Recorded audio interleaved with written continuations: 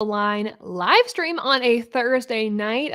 Lots of stuff happening tonight in terms of SRX. So we won't be going live during that event, but we'll definitely be talking about it during the weekend, everything in between on social media. So glad to have you here. Of course, we have a special guest coming on the show in a few minutes. I'm Keiston France over at Team Penske. So if you have any questions for him, make sure you leave them in the comments as we kind of go through that. But good to have you all joining the chat. We'll also be going live on TikTok as well a little bit later in the evening too. Hey everyone, what is up? Thanks for joining. Yeah, so I guess the big thing too that I should talk about right off the bat, since we're partnered with TobyChristie.com, is Toby Christie is now partnered with Racing America, which is a really big deal. So very excited to be part of that family. Major congratulations to Toby, editor-in-chief over there at Racing America, which is major. He's one of the most hardest working people I know in the industry. None of that grammar made sense at all, but literally very well deserved opportunity for him, and I'm excited for the entire team. So really excited about that opportunity. But yeah, so we're now part of the Racing America family, which is pretty cool. Hey everybody, what is up? Yeah, oh yeah, getting ready to go to New Hampshire this weekend. We'll definitely preview that. Talking, I guess, about Atlanta this past week.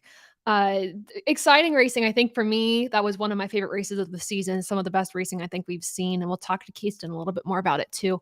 But I should show you all the ATYL point standings just to get the ball rolling there in case you try to follow up on that. So I lost some ground, unfortunately, which is, I mean, it's fine. I'll make ground up. It'll be good. We'll make it up this weekend in New Hampshire.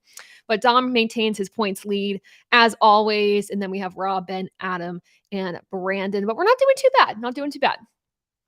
Yeah, SRX tonight. I am so excited to see it, John. Thanks for joining us in the chat. It'll be good. They're going into their third season. They have a lot of big names on the docket for this year. And I think the big thing that I do want to note, since we're kind of on the topic of SRX, is that they literally just released that. Let me make sure I have this correct. They announced that they will not go to Thunder Road next week. There's devastating flooding in Vermont. So they'll be going to Stafford back to back. However, if you guys have tickets to Thunder Road, they're going to be refunded, and they're going to make sure that they get on the schedule next season for SRX. So at least, guaranteed SRX for another year, which is great. But unfortunate for them. So, I mean, thoughts and prayers go out to everyone who's affected by the flooding, and hopefully everyone stays safe. But SRX kind of unfortunate there, but definitely understood. The first and foremost priority has to go to the people who are there and their safety. So, but yeah, otherwise, I think building up to the season of SRX, first off, Michael Carey, really good job. Their social media and marketing, I got to hand it to him. He is a fantastic guy. He does some great work. And it's been really cool to see all the interviews and things going into this race. I think, let me see. I think the next slide I have is like the entry list for all these things. Yeah. So I'll bring that up. Kind of hard to see on the screen, but for this week, we have Haley Deegan, Bobby Labonte, Brad Keselowski, Ryan Newman, Tony Stewart, Paul Tracy, Marco Andretti, Ken Schrader. Then we have Tony Kanaan, Clint Boyer, Kevin Harvick, and Denny Hamlin. So a stacked evening of racing tonight with all those big names. So yeah, absolutely praying for Vermont. For sure. Yeah, I'm hoping Haley has a good season as well. So I definitely hoping. I'll be thinking of her this season. She needs some good luck in some series that she's racing in. So maybe this will be her year. Marco Andretti won the SRX championship last year, I believe, and the year before. Their first year was Tony Stewart. No surprise there, but so should be really cool. I am really excited to see more of the NASCAR names in there. I don't know about you all. But I feel like it's really a good thing that we're having more of those NASCAR Cup Series names in that series. I think it draws more attention to SRX a little bit more, but I'm also really excited what Joseph Newgard, and he's going to be at the Motor Mile, and I'm really excited for that. Obviously, Team Penske driver there, but that'll be a really good one to watch. So definitely, once we're done with the stream, I'll be watching the SRX race. Going to try to see if the TV back here will work. Gotta figure that out. But the new setup, I hope you guys like it. I guess you guys can kind of see it in all its glory behind me. But yeah, kind of a new set. We're working with new office space, so kind of more little Easter eggs of things back there that I can do a video on what I have all back there as well. But I've posted something on Twitter yesterday talking about it, so glad to see that there's a positive response to that so far. Also, at the end of the stream, we're going to talk about a potential giveaway. Maybe not a potential giveaway, but a giveaway that I'll be posting soon on the ATYL Twitter page or my Twitter page. We're giving away some hats. So just stay tuned for that. Stay to the end of the stream to be the first to learn about that, because you'll get an extra entry if you follow one instruction that I give at the end of the stream. So be aware of that. Adam, you said you met Ken Schrader twice in New Hampshire. Really nice guy. I'm really excited to see him race. When I was getting into NASCAR, he was no longer racing. So I'm excited to kind of relive some of that nostalgia. And for me, I think SRX is just like joining in on the nostalgia and just the fun of seeing these all-stars race again if they're no longer full-time racing or things like that. So that'll be really, really cool. Again, if you have questions before we bring in Keiston, just put them in the comments and then we can have them answer as we go along in our conversation. First off, I think before we get into that, we should probably put our race winning picks for SRX in the comments below. So whoever you have to pick for that race, just add them on in. Also, just to say, all the ATYL crew members say hello. Unfortunately, a little busy with work and travel for all the ATYL folks, but I wish them well. And we'll all be back, I believe, next week. Next week, we'll probably do the live stream on a Friday. So just keep that in mind as well as we go along.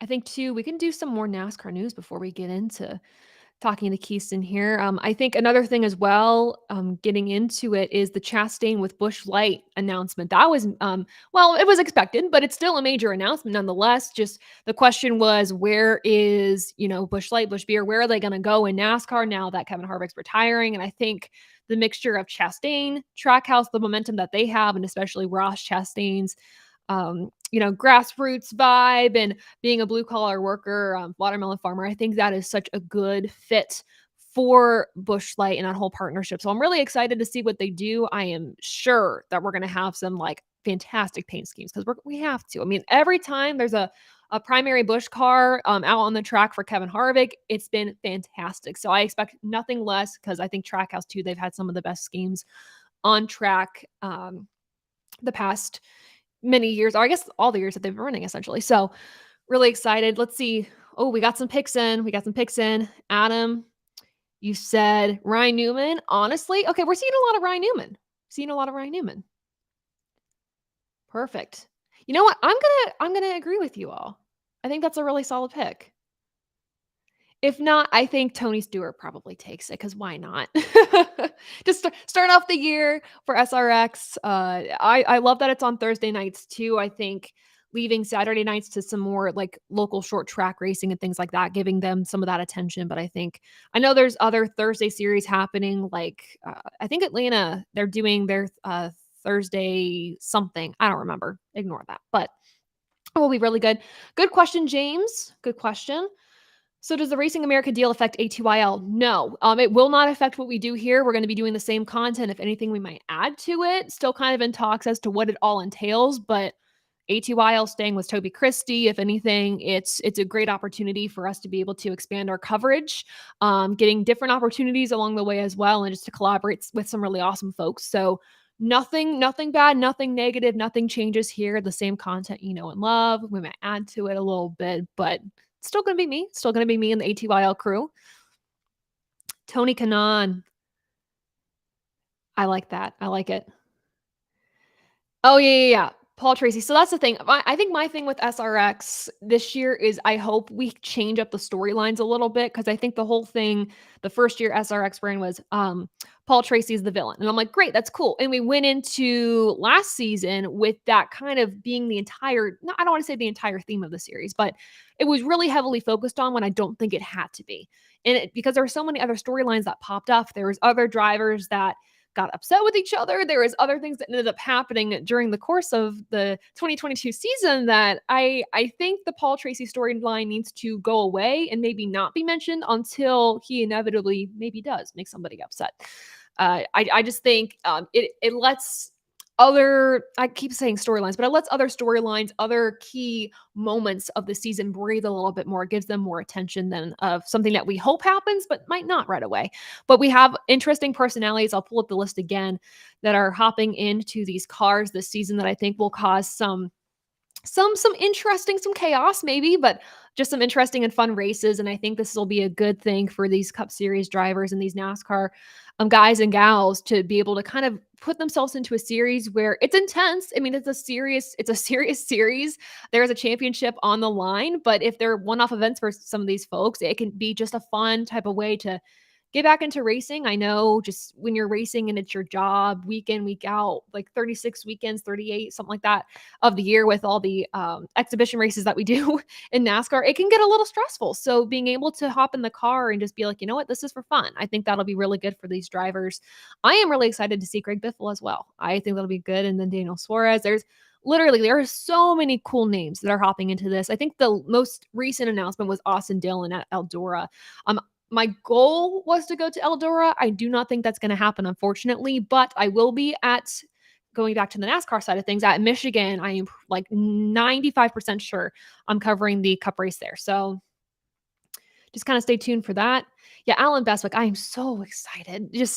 I think Michael did a really good interview with him, and I think Alan, he did a preview of Stafford on social media, and it was all very, very good. He's so well spoken, an iconic voice, so I'm very excited about that. Let's see. Brad Special K winning tonight. I love that. I love it. Yeah, you never know. I think if Brad was able to get a win tonight, I hope that carries over momentum to New Hampshire. He has some decent stats there. He's one of the best drivers, active drivers, and average finishes at that track since 2020, and just overall in general. And he's been knocking on the door of getting a win, and he was so close at Atlanta if it wasn't for flip strategies due to rain and weather. So we'll have to see.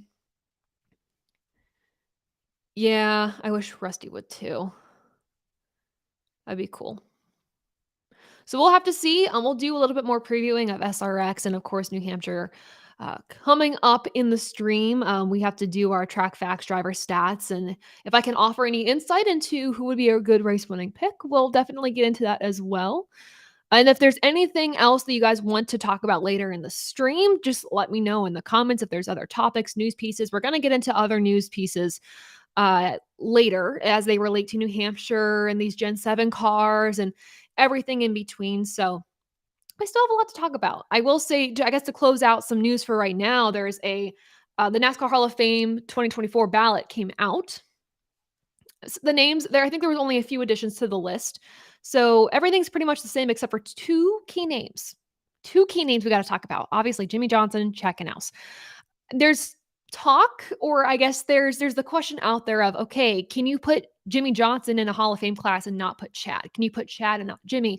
I think they're a package deal. You either put them both, put them both in the same year, or you don't do it at all.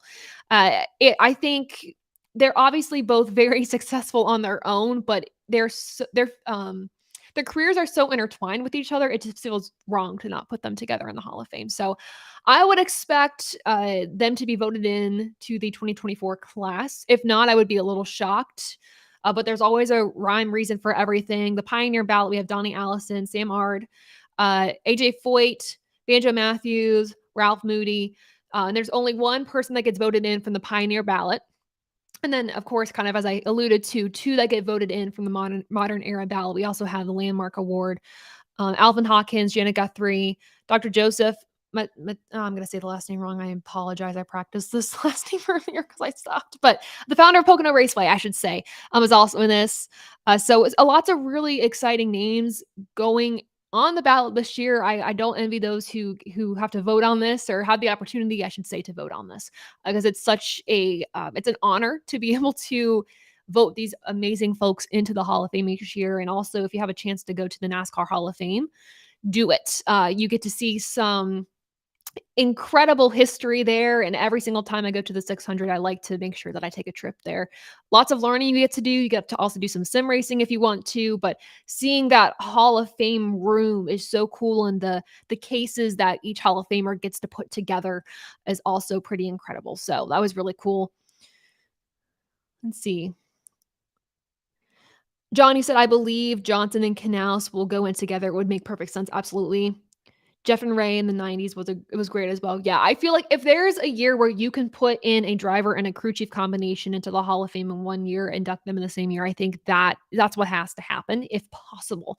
But I also know that there is a tough list of drivers that are should all be Hall of Famers at this point, but voting them in each and every year. So we'll have to see. But um, I believe, yeah, the Hall of Fame ceremony usually happens in January is when they're inducted. So, and I'm not 100% sure when we're going to hear the results from this. But nevertheless, just keep an eye on that. Definitely read up on them. I think when we have the ATYL crew all back next week, we'll kind of talk about who we think should get in on the 2024 ballot. I'm sure it'll be a short conversation, but nonetheless, it's nice to kind of go through each driver and kind of not plead their case, but state their case why they're deserving of being in the Hall of Fame this year. But obviously, all of them in their own right, like I said, are Hall of Fame type drivers. But that's enough rambling from me. I think it is time to bring in our incredible guest. So I'm very excited about this. We're going to bring in Keiston France. He is the front tire changer of the number 2 Ford Mustang for Austin Cindric. So we will bring him in. Hey, Keiston, what is up? What is up, Taylor? I must say, I love this shirt. It looks good on you. Thank you so much. Oh yeah, it was just not ironic at all, just iconic. So would love to have it. I love it. Perfect. So thanks for joining us. For those who don't know you again, I mean, I kind of said your job title a little bit, but kind of just a brief introduction to who you are for the folks that are watching. Well, I guess I'll be cliche and say my name is Keiston France. I'm from I tell everyone Richmond, Virginia. I actually live about 30, 45 minutes west of Richmond. I'm from a little small town called Amelia, Virginia. Probably never heard of it, but if you have, cool. Uh, Born in 1995, January 13th. Go Capricorns. Hey, And yeah. I'm doing this thing called pitting race cars. So living the dream. living the dream. So how did you get into like the pit side of things, or like kind of what was your journey to get to this point? Whoa, flip. I started out as a fan. My father, my uncle, and my cousins, and uncles and stuff. They're from Martinsville, Virginia. So they Yeah. grew up around, as you would know, the Martinsville Speedway. And if you don't, that's one of the tracks that we go to twice a year, once in the spring, once in the fall. So their father and my grandfather brought them up in motorsports pretty much. I mean, you're living, 10 minutes away from the track. It's hard not to hear those cars going around and around. And so it just trickled on down to me. And I'd venture to say the first race I've ever watched, and this is crazy, was the 2001 Daytona race where Earnhardt was killed. That was a crazy way to be Oh my God. introduced into NASCAR. I believe we were listening to it on the radio coming back from Martinsville from a family function. But I mean, ever since that day, I was hooked. And then my dad got me a 24 scale number 8 Dale Jr. DEI diecast. And so I've been a junior fan since then, but started out as a fan. And for years, attended the races, watched the races, and I wanted to get involved. I didn't know particularly how I was going to do that.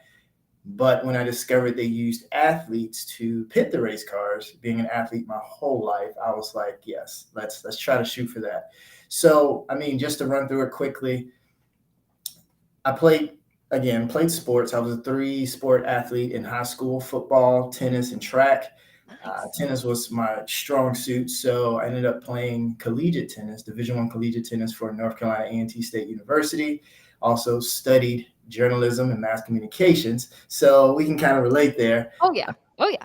But so I came through the Drive for Diversity program with Phil Horton and Max Siegel, who actually was the president at DEI for quite some time. They do a process of going around the universities and even professional facilities and recruiting athletes who may have gotten cut from, let's just say, the Washington Redskins, or don't have a dream of pursuing professional athletics from the university level. So I tried out there. And was brought to a national combine here in Concord, and the rest is history. But I mean, I'll tell you, from attending the races and everything, I was really digging it. Once I got my first pit pass, I mean, I was just in love. Guys like Kenyatta Houston, Richie Williams, just to name a couple, were very instrumental in helping me get involved with the sport, getting me in contact with Coach Horton and everything. So, yeah, I was just, I guess you would say, resilient or hell bent on wanting to get involved. And eventually, the good Lord allowed me to fulfill my dream. So that's pretty much in short how I got into it. Hopefully, I didn't skip anything, but yeah. You got it. You got it. No, it's just hearing your journey is so interesting. And I think for me, I don't think of the recruiting side of like the pickers. I think like you just turn in an application and you get the job, but there is a major process. Like talk to me about the tryouts that you have to do. Like how intensive are those and what are those steps? Yeah, so it pretty much they treat it like an NFL combine or anything of that nature. So at the university level, they all come out and you'll run like you do the 40-yard dash, your bench press test, your agility and skill drills, what we call a 5-10-5, L drill, just to test different things, your explosion, agility, your strength, right? And quite frankly, they usually don't recruit tennis players, right? They don't see us as the strongest athletes. We don't train to be the strongest, have the biggest biceps. It would be counterproductive for what we do. But we're still athletes, hand-to-eye coordination, explosion, change of direction, things of that nature. But it wasn't at the time common. So the first year I wasn't really considered. In 2017, that's when I graduated from North Carolina A&T. It was the next year that I was considered as an alternate, and but it's just as intense as trying to make any professional program, right? So we did the trials and testings at the university, and then for the national combine, had a little bit more media attention. They'll select maybe 12 to 18 guys to come out for the national combine. So you have guys, well, at least in my class, I had a couple of guys that played for at the time the Washington Redskins, now the Commanders. I had some guys come out of professional hockey, basketball, and obviously the collegiate levels. And we came together and we did like ladder drills, skill drills, agility drills, all of that stuff. We didn't do a lot of the bench pressing and the 40-yard dashing and all that hoopla. We did a little bit of 5-10-5. But then we did a segment where they kind of ran us through a pit stop or the intricacies of doing a pit stop, right? And they wanted to test to see how quickly we were able to take grasp of that.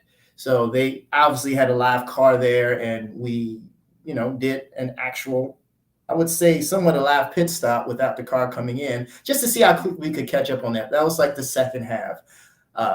Of the tryout during the national combine. So you have your skill and agility drills, they weigh you in, do all of that stuff. And then they actually take it to the race car, give us a fast course, no pun intended, maybe, of how to do the job or how it should be done. So they actually have guys who had been in the industry for a little while to come in and work with us in each position. And then they stepped back, the coaches stepped back, and they saw us go to work. They're like, well, let's see how quickly they can pick it up. And they used that to judge whether or not, they would select us. And we also had coaches from Hendricks, Gibbs, at the time, Chip Ganassi, when I came through, now Trackhouse, Penske. So it gave you that sense of like, if you're doing the NFL combine, you have a scout from the Chicago Bears or a scout from the Washington Commanders or the Indianapolis Colts, right? It gave us that same feeling. And so, yeah, that's pretty much how it all goes down. And it happens in Concord during the weekend of the Coke 600. So the weekend you came down to tour the shop, that's probably around the time we would have been having the national combine, right? Now, after COVID and everything, it's slowed down a little bit, but that's usually the time frame and everything that entails in the combines. So. Do you remember your first pit stop that you ever did, like not training wise, but like at the track? Yeah. I remember it vividly because I ran out of air. Oh no. I'll back up a little bit. So while I was in college, studying mass communications, I interned with a small team by the name of Obico Racing. I don't know if you ever heard of them. It was the first African-owned race team in NASCAR.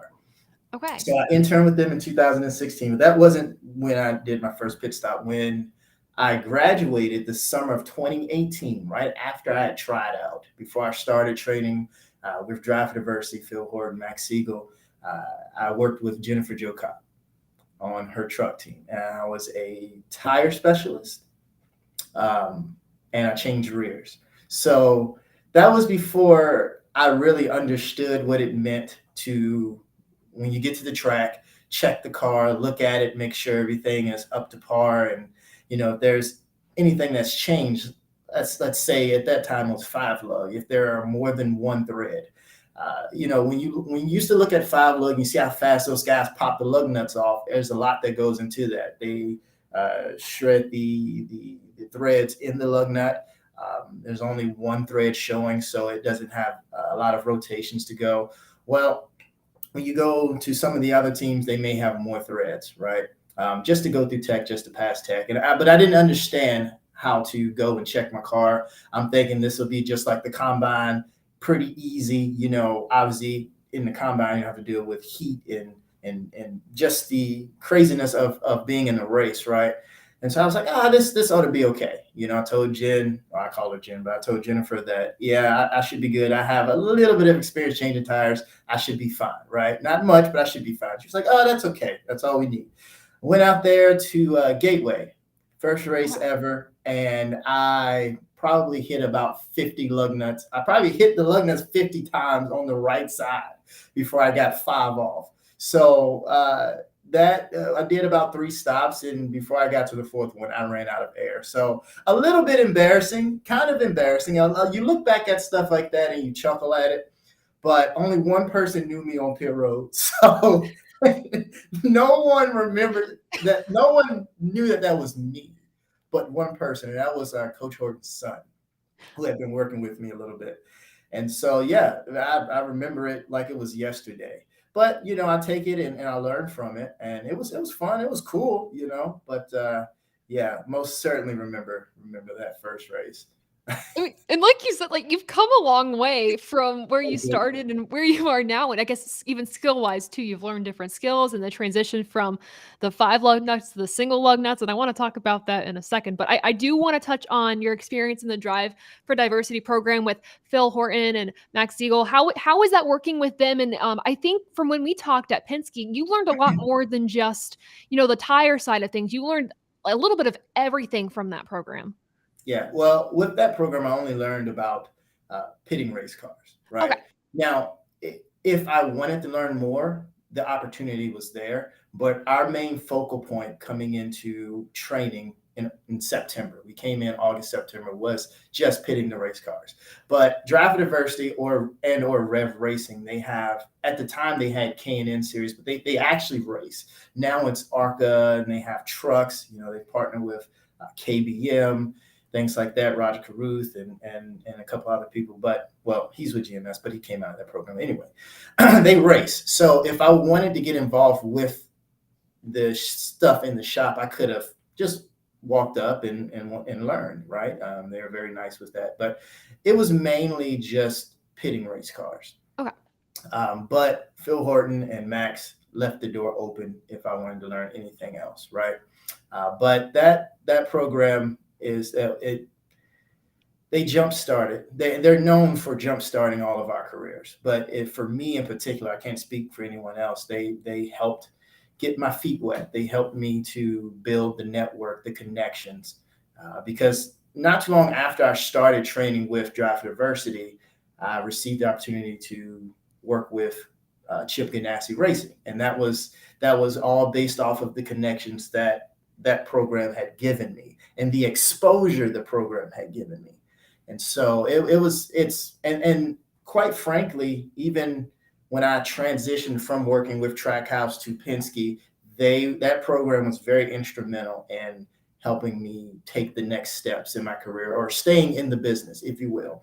But starting out, knowing nothing, obviously I've been a fan and I know about everything, but It's different when you see it from the other side of the fence as opposed to when you step inside of the fence and you really don't know anyone personally.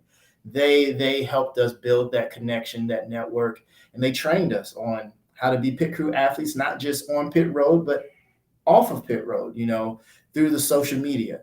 We're not the drivers, right? We're more so the offensive linemen of the team. You don't really know much about us. You don't really get to see us in front of the cameras too much, but we have to block for the quarterback.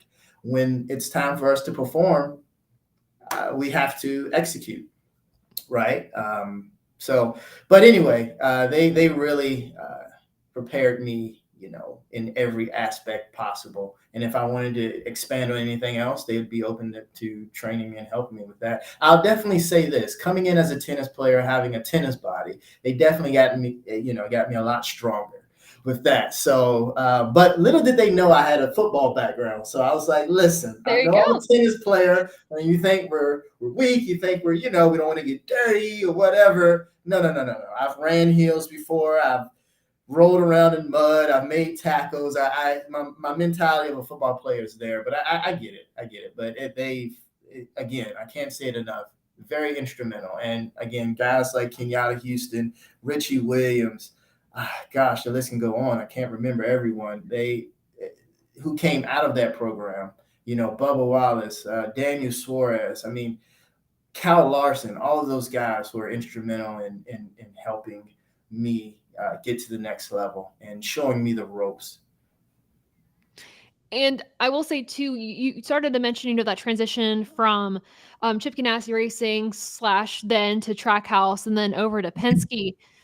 What was that like? And like, is there, I guess, asking if you can kind of compare atmospheres a little bit. What was it like stepping into Penske versus kind of what you had experienced at Chip Ganassi and like the different feels of the shops? Like, can you talk about that?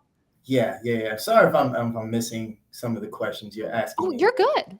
I get off and ramble, guys, so I apologize. No Anyway, worries. I'd love to um, hear it. both experiences. Well, both experiences were amazing. I say were, but Penske now is an experience. But when I got to Chip Ganassi, I just I felt a freedom there. I mean, they were very welcoming. Um, I, I I was an interior mechanic, and I'll get to that on the 42 car. But before that, coming in still kind of new, they were very, very, very instrumental in helping me adjust to the life of working on a big team. Now, before I got there, well, maybe during the time, but kind of before I got there, I also worked with Carl Long and MBM, right? Okay. I will, and I'm trying not to, I made my notes here and I'm seeing that I've missed some things, but I try to get everyone. Jennifer Jo Cobb, Victor Obika, Carl Long. I really learned a lot of the things about like how to work in the shop and turn a wrench from those guys. They really trained me up. With Jennifer Jo Cobb, obviously being her tire specialist, I learned a lot there. And then when I worked with Carl, we weren't just pit crewmen for him. We also had to help prepare the car.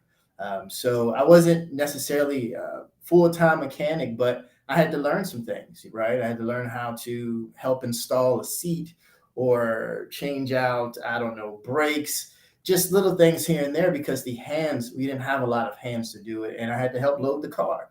So my experiences there was amazing. And I really learned a lot of things outside of pitting race cars with them. And I can't thank them enough for the opportunity.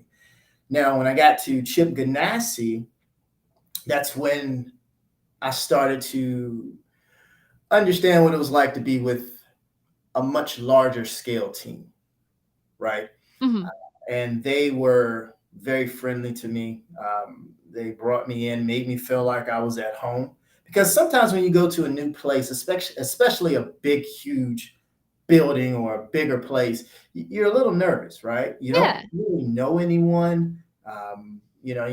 You don't know how the environment is really going to be. But I mean, my first day on the job at Chip Ganassi, I mean, folks who didn't even know my name yet were saying, "Hey, Keiston, how are you?" Oh, well, not Keiston, but "Hey, how you doing?" They were just saying hello, and I'm like, "You don't even know me yet. Like, how in the world? I just wasn't used to that. So right off of the bat, I felt like I was welcome there.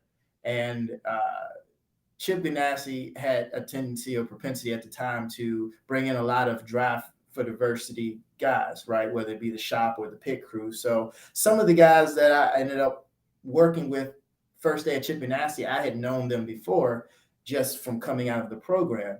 And or those guys worked with Phil Horton, who's been very instrumental in the industry for a long time. He's trained a lot of guys from Jeff Gordon to Burton to Rusty Wallace to, I mean, Earnhardt. I mean, you name it, he's done it.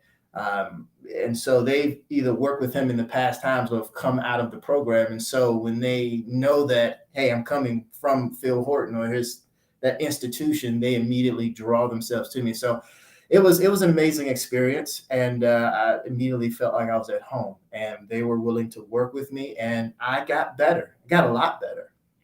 I learned a lot of things working with them. Now, during that time, I was between working with Ganassi, training through their developmental program for pit crewing, and working with Carl. They kind of allowed me to share that time, so I can get the at track experience, right? I can learn from at the track because you can practice all day on a perfect car, perfect conditions, but it's all about getting the in race experience, getting Right. that under your belt. So they allowed me to do that.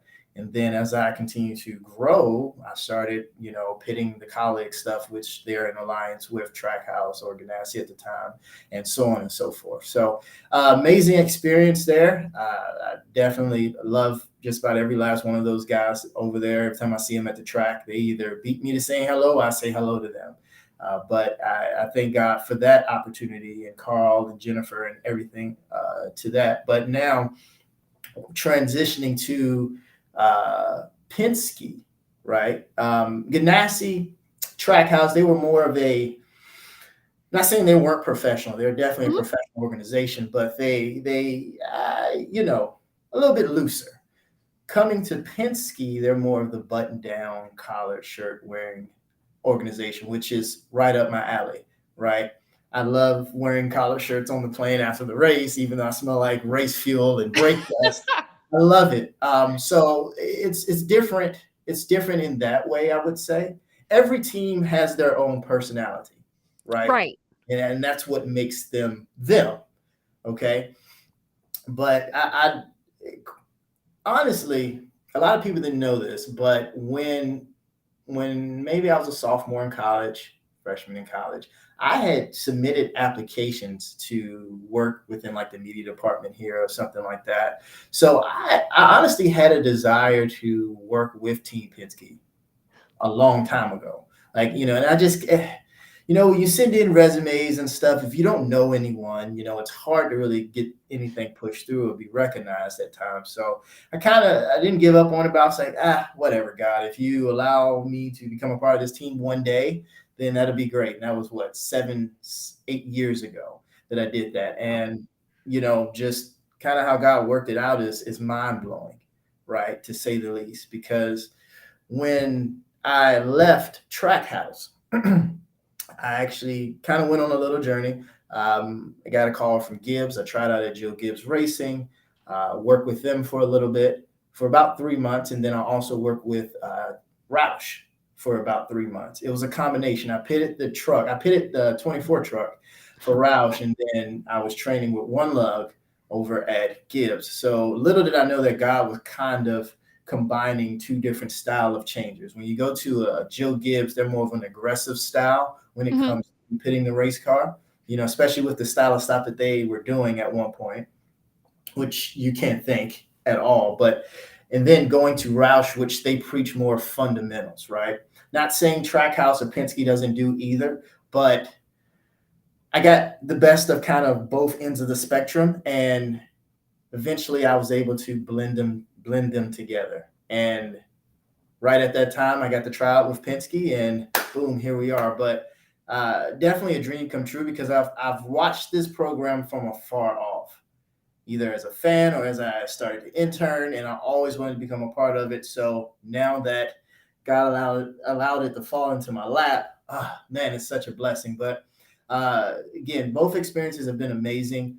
Working at Ganassi Trackhouse, feeling like I'm welcomed from day one, and then coming over to Penske, having to dress up all the time. I love it, like the collar button down. And even here, right off of the bat, feeling welcomed as well.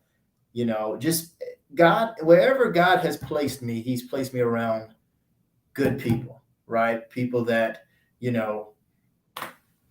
guess I would say nice Yeah. and we're welcoming. I'm sounding redundant here, but I have no complaints with either one. A little bit different experiences, but it's been a blast, and I think I'm approaching my 1 year anniversary here. So, man, yeah, I'm loving it. I am loving it. Time flies when you're having fun, for sure. Yes, Like, for for real. sure. It's been 5 years already in the industry for me, and I'm like, whoa, where has the time gone? So, yeah, you're definitely right. You're definitely right. So, I was gonna say, I feel like, one, I should mention the body armor behind you, because that's very hmm important. hmm Is that the, Mamba flavor? product placement, yes, yes, Mamba forever. All right, all right. Yes.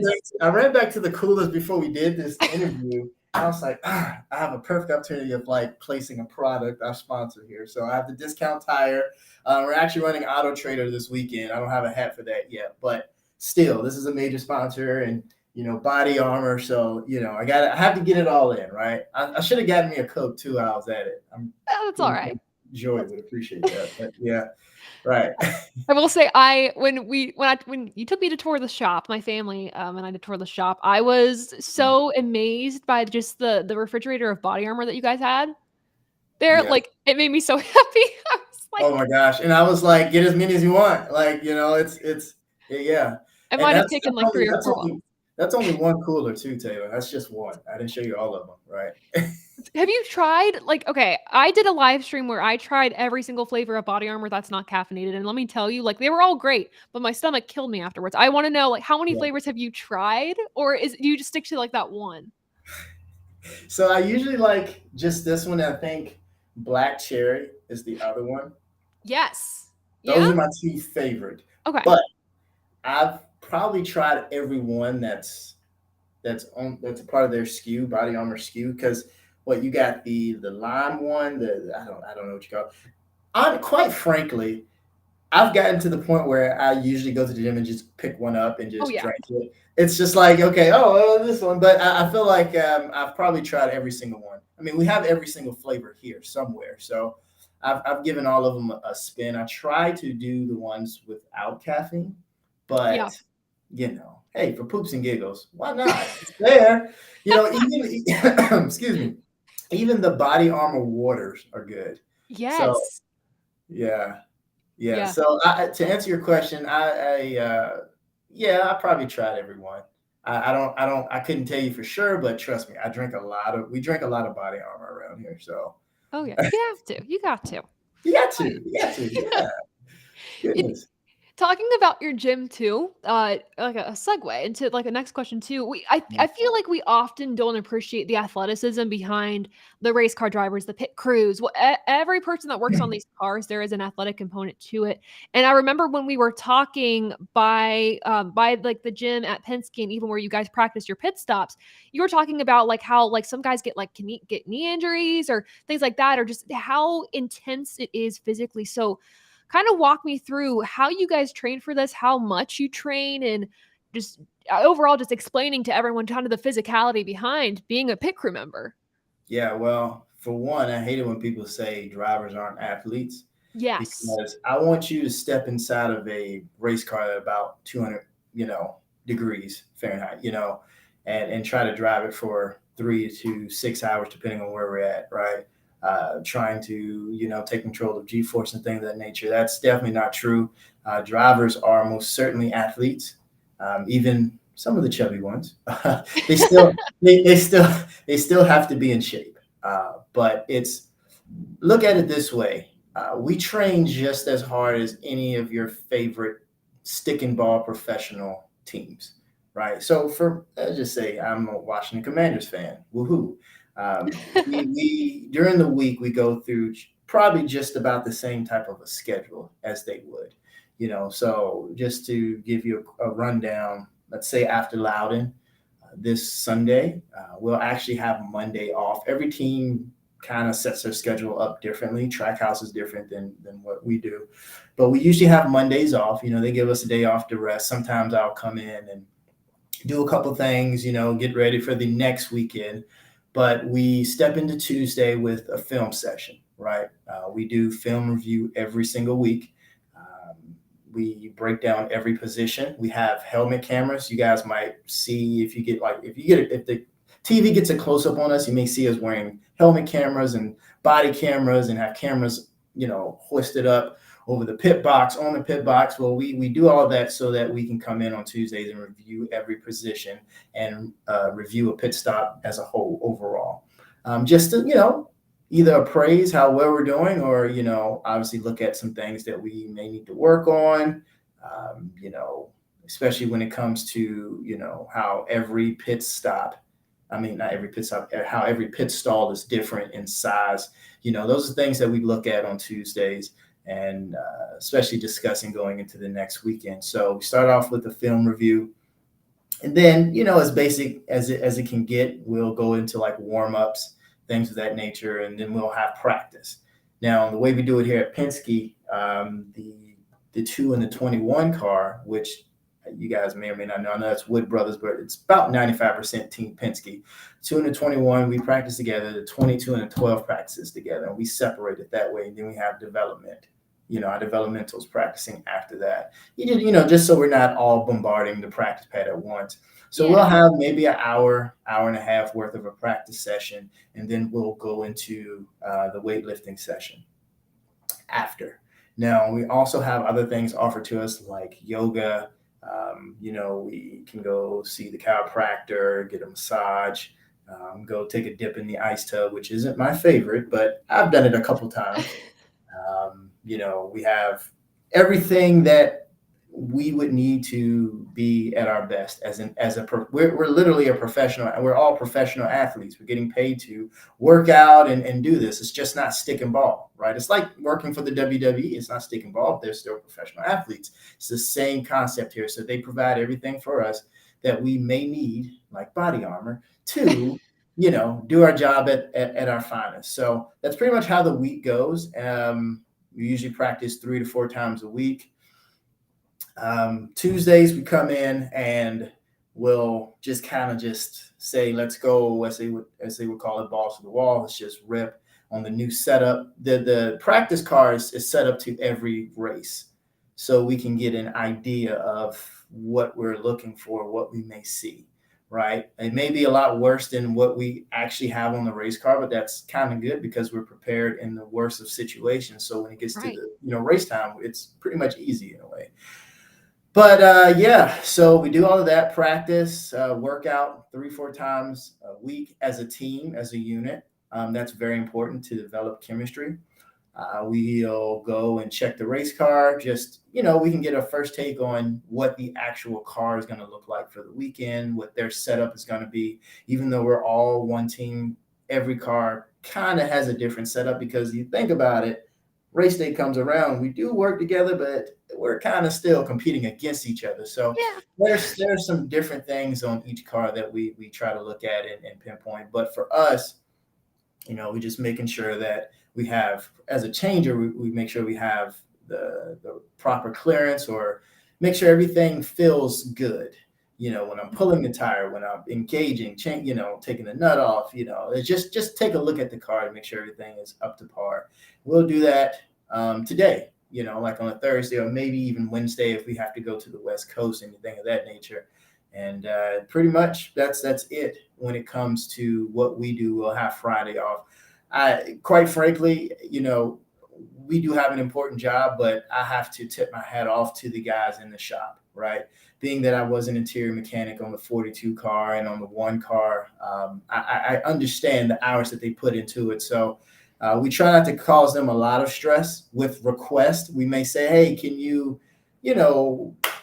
drop the jack stud, which the jackman uses to get the car up. Can you drop it down a little bit? Hey, I don't like how the droop is. And droop is how quickly the tire falls out of the car in the wheel Okay. well. Like, can you just speed that up a little bit? Like, we may have those requests, but we try not to stress them out too much because they have bigger things to kind of be involved with. But at the same time, when it comes down to a pit stop, we have to be comfortable as well. So they try to facilitate as best they can.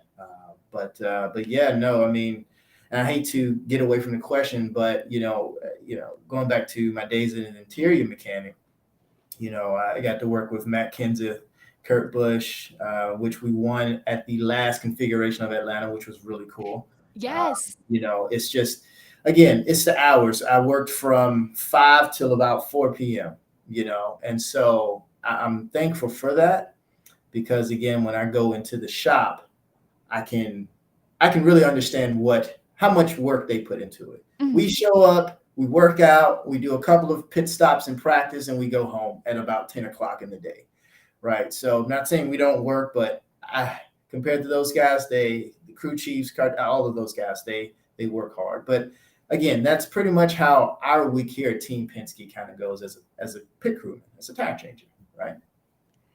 You talked about a little bit earlier just the competitive nature between the cars. You're like, well, there's some things on one car that might be different than the other because at the end of the day, I mean, you're a team, but there's also individual cars. So how competitive are the individual pit crew teams for these cars? Like, is there smack talk with the Ryan Oh Blaney crew yeah, and Joey yeah. Logano? Oh, we talk a lot of trash. I mean, and it's positive.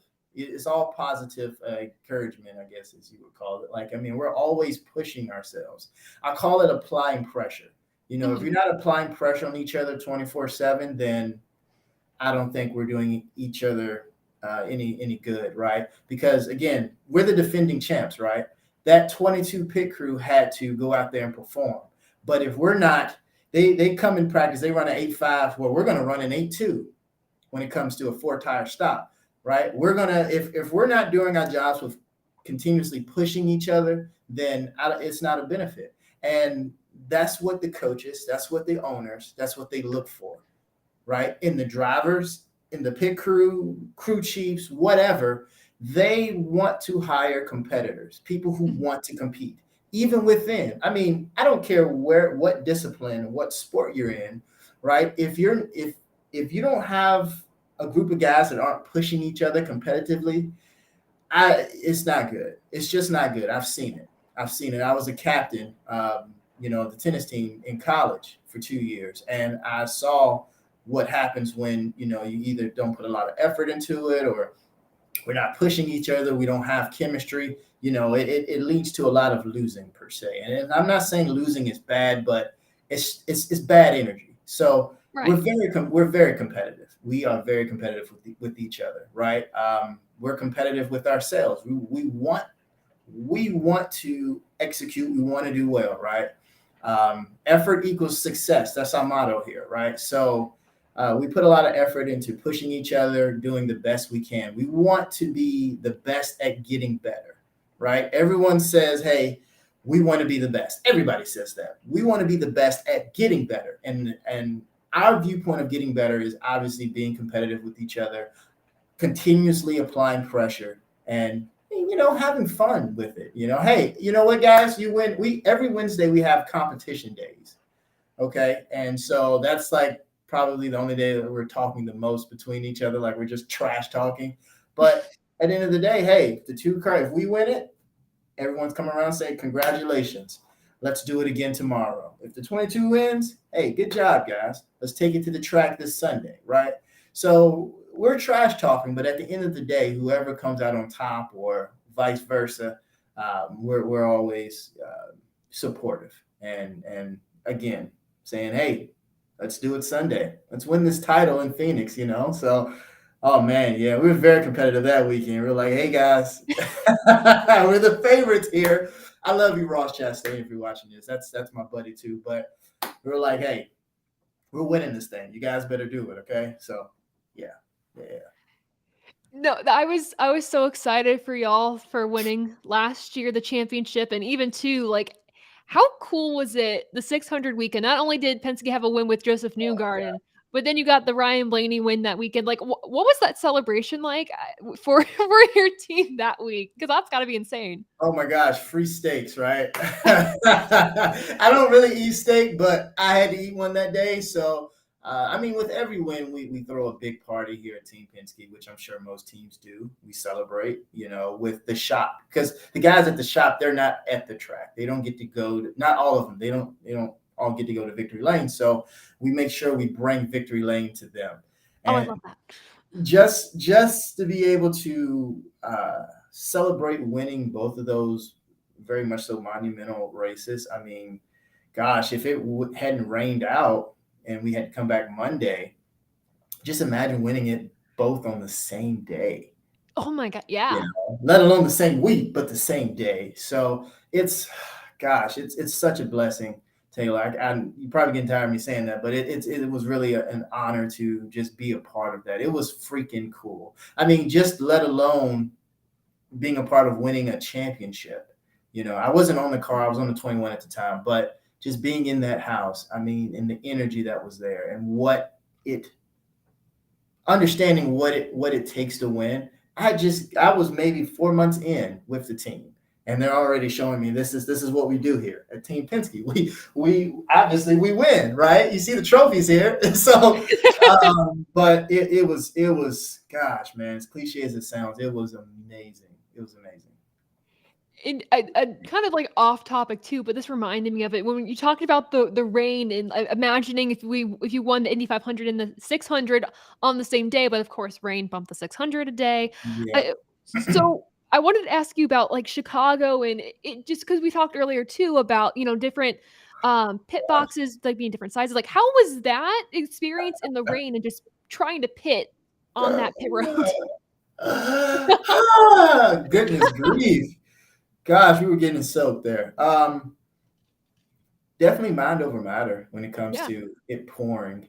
I mean, I understood what NASCAR had to do. There was a lot of money involved with that. I'm not going to disclose any of that information, but there was a lot of money involved, a lot of promotion working up to that, and it's hard. Mhm. It's hard to close down the streets for a Monday race. It's not like going to Atlanta or New Hampshire when we could come back the next day. The track is going to be there regardless. It's there now, right? The city had to tear all of that stuff down, so we were working under some tight times there, and Mhm. we had to get it in. So I understood it, but it kind of sucked. I mean, it could really bring the mood down when it's raining like that, and we still have to perform. But again, that's why they hire us athletes, because we're used to performing just about in every situation, right? In the heat, in the rain, in the snow for some of us, football players and things like that. So on the pit crew side, I mean, it sucked a little getting wet. We did everything we could to stay dry, but that's what we get paid to do, and from the top down. So it was, even though it was pouring, it was still an amazing experience being right smack dab in the middle of Chicago, right? You're looking back behind your pit stall and you're checking out the Chicago skyline, and it was cool. Listen, again, I started out as a fan, and I will always be a fan, and the fan in me enjoyed it, Good. and so it was cool. It was awesome, and kudos to Trackhouse again. Those guys, they tore that thing up. The 91 Project 91. Ty Norris, Justin Mark's been doing an amazing job with that program. I mean, they that car had it, and so I had to give my hands to that deal. But it was an amazing experience either way, and it kind of worked out perfectly for us when they shortened the laps, because the two car, us in particular, we had pitted and we were like, well, we're gonna have to come back down. But when they said 75 laps and we knew we had 80 laps of fuel, we was like, holy fudge! Everyone else came down and we were in sixth place, right? Like, that was freaking awesome. And Austin Cindric drove his butt off like he does every week, but he did an amazing job maintaining that. And hey, we took that into Atlanta and we were running well there. It's just, rain wasn't on our side this time. And we finished top 15. But I mean, goodness grief. I mean, being a part of Team Penske, going there, I mean, it was amazing. It was cool. Really cool. Really cool. Really cool. And last thing I want to ask you, probably the most cliche thing to ask, but I love to talk about it. Just giving advice to folks who want to get into the industry, or even to something you've learned along the journey that you carry with you, what advice would you give to people out there who are wanting to pursue a dream in the sport or just their own adventure, want to pursue their own dream? Well, I mean, talking in reference the sport, you're going to want to move to North Carolina. Most of the teams are located in North Carolina. So if you're willing to move, then that's the first step. Mhm. But like anything in life, you cannot give up. I love my cliches. People say it all the time. You cannot give up, guys. I mean, I've had friends come straight into this industry and go straight to the Hendricks, come straight to Penske, things like that. I didn't necessarily start with the biggest and baddest team. I started where I started, and I was grateful for it. Instead of flying privately everywhere, I had to drive to California a few times, and it's tough. It's tough. It's tough, but you can't give up. If you have a dream, don't give up on the dream. If it was easy, anyone would do it, right? Ease is a greater threat to progress than hardship. So, Ooh, I like that. yeah, don't give up on your dream. Um, and you have to love this. You have to love what you do. That's the biggest thing. I heard someone say, if you can do your job, and if you could do your job for free, if you're willing to do your job for free, then that's a key there. Because quite frankly, if I didn't need the money, if I didn't have to live off of, food and buy stuff, I wouldn't Right. mind doing this for free. I would do it for free every day, right? I stay overtime a lot of the times, right? And that's important. You got to love what you do. Never give up. Ease is a greater threat to progress than hardship. And it's your dream. Believe in your dream. Believe in yourself, right? Paul wrote in Philippians 4:13, I can do all things through Christ that gives us the strength. Before he brought up Christ, he brought up himself. So he believed in himself, and then obviously he added Christ to it, and boom, there you go. But yeah, that's pretty much everything that I have when it comes to that. All of the advice that I have, I mean, keep digging, as they say in the sport. Never give up. It's going to get hard sometimes, but believe in yourself, believe in the goal, believe in your dream. Protect the mission that you have, and eventually you end up at a Team Penske changing tires on a 2-car. Like, oh, holy fudge, right? I mean, I watched this car for years. Kurt Busch, Rusty Wallace, Brad Kay. I mean, and now I'm changing on the Blue Deuce. Like, okay, I'm sorry. Anyway. You're good. No, you're living the dream, and just hear too, like how you started in the sport. You were a fan first, and like going through all those drivers are like, I am driving or not driving. I am one of the pit crew members of an iconic number from an iconic team. Like, Yeah. living the dream. Like, congratulations on it all. And I appreciate you being on the show. You're welcome back whenever you want. Of course, but really appreciated your time for sure. Oh, thanks for bringing me on board. I'm definitely a fan of Above the Yellow Line. I watch you a lot. I've told you that personally too. So it's an honor to be here as well. I'm not saying that to butter you up, but really, it's a cool deal. It's a cool deal, and you're doing an amazing job. Your channel is growing. You and Toby, I mean, you guys are doing the darn thing. So I look forward to coming back on the show, seeing you at the racetrack. I mean, yeah. Of course. Thank you so much. Where can people find you social media if they want to keep following your journey? Oh, flip. Yeah. I forget to throw that stuff out. So, Twitter and Instagram, you can find me at France, just like the country, France, the number 4, France for Christ, France for Christ. I might can put it in a chat or something like that, but that's where you can follow me on Twitter, Instagram, Keiston France at Facebook. Feel free to message me with anything or whatnot. If you need some motivation, if you want some advice on anything, I do the best that I can. Yeah, thanks, Taylor. You're welcome. That's where you can find me. But yeah, no, feel free to reach out. I'm very much so willing to talk to you if I can. And I don't know if we have any time, Taylor, but I saw maybe some questions in the comment section Oh, before yeah. we roll out. I don't know. Someone mentioned something about Ryan Flores. I don't know. That was a while ago, but yeah, he's such an amazing teammate. I don't know what you were saying there in the There we chat. go. Yeah. Yeah. Banter to Moore's teammates. I'm assuming you're talking about Ryan Flores, right? Gosh, I do it every day to him. Stacking pennies, baby. Yeah. Let's Love it.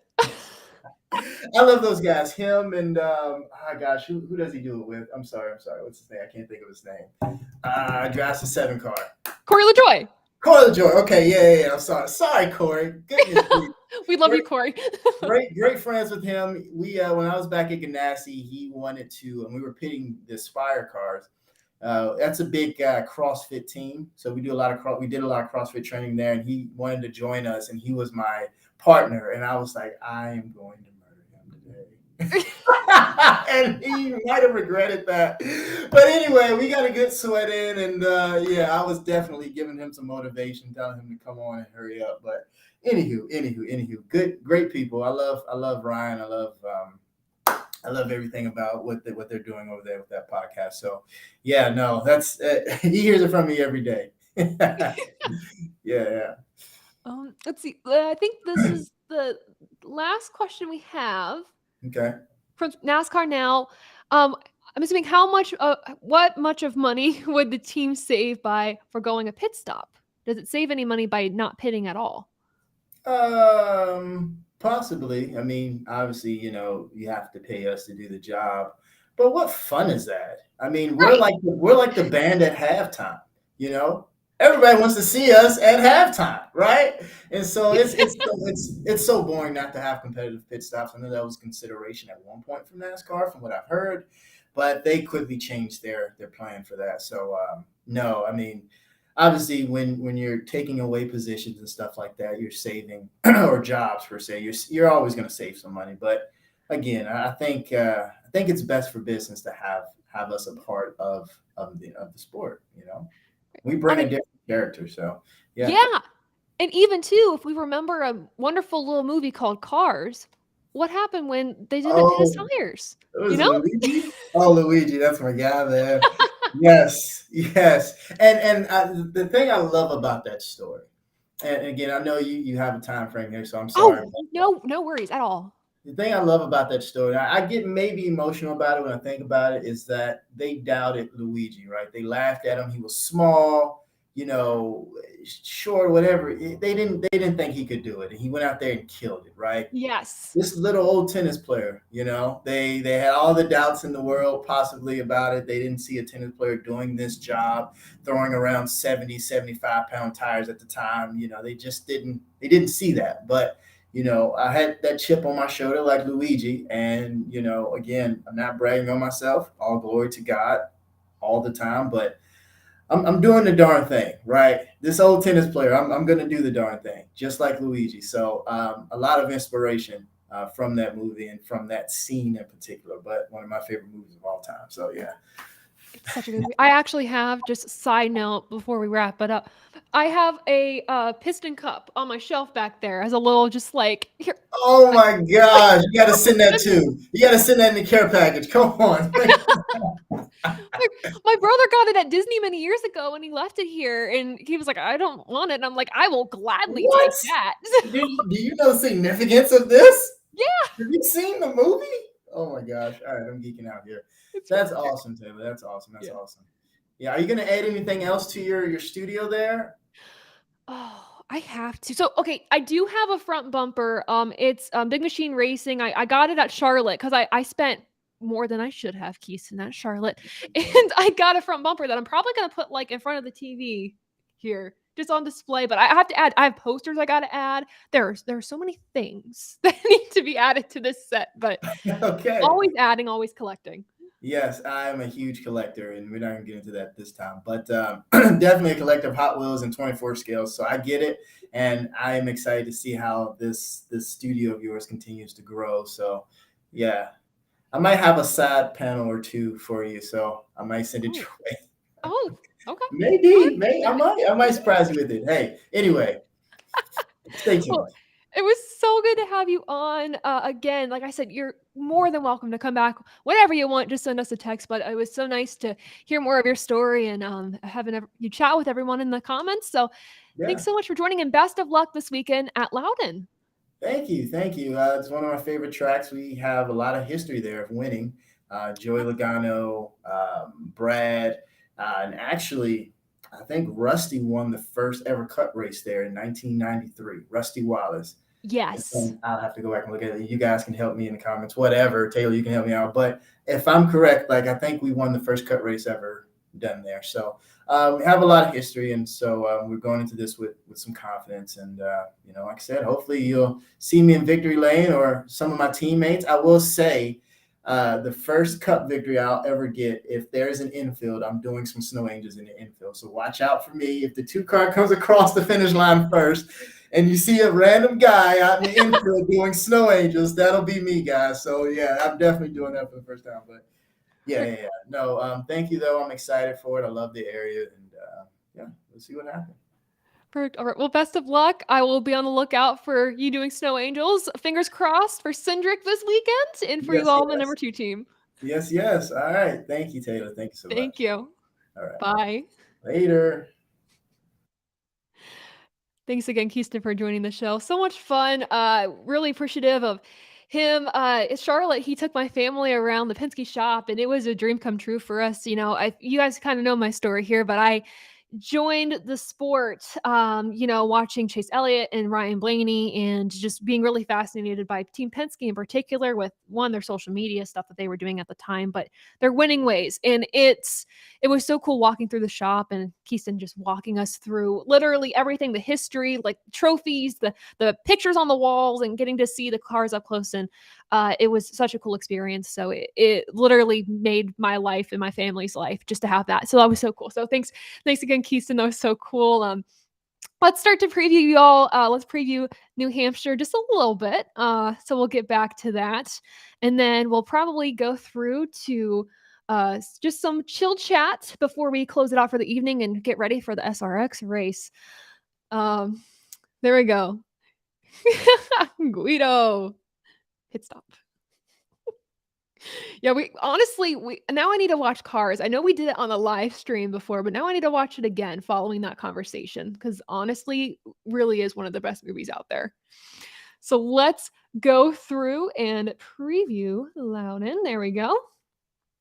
Again, thanks all for joining the chat and watching the stream. I appreciate it. Of course, this race is a little bit of a funky one. We're kind of weird on laps here, but 301 laps. The race length is 318.46 miles. If we want to be actually precise on that, the track length is 1.06 miles. And there you have the stage lengths. Something I want to note about this race in particular that is very important is with the new tire package that we have for this race, we do have the ability, if there are damp track conditions, we're not going to run in the pouring rain, you guys, but we do have the ability to run a wet tire package at this track if conditions are not the best, which looking at the weather for this coming weekend don't appear to be the best. So we're keeping our fingers crossed. I'm trying to keep a tally of how many races have been affected by rain this year.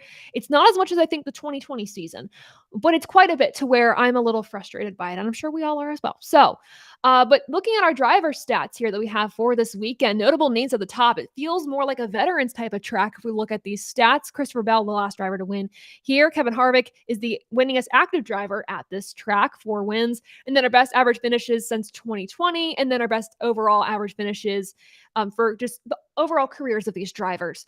We got Hamlin, Keselowski, Bell, Truex, Harvick. Again, this feels very good with the Fords. Penske has a winning history at this track, very much so, with just speaking with Keiston. So yeah, those are your driver stats, kind of getting prepared for that. I will say, dark horse this weekend, I don't know if I'd consider him a dark horse. I would consider him a potential winner, Martin Truex Jr. I mean, he's got the stats to back it up. He's been on a hot streak, very winning this season. So I will say, look out for Martin Truex Jr. Look out for the whole, I think, Joe Gibbs camp. I wouldn't be shocked if this came down to being a Joe Gibbs racing race versus Penske. Obviously, Hendrick's always going to be in the mix, you guys. Hendrick is always in the mix, but just be on the lookout for that.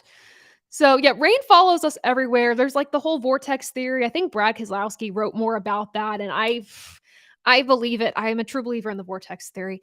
But just do a little rain dance this weekend or whatever you do for the rain to go away. But I'm sure we'll be fine. NASCAR's always fine.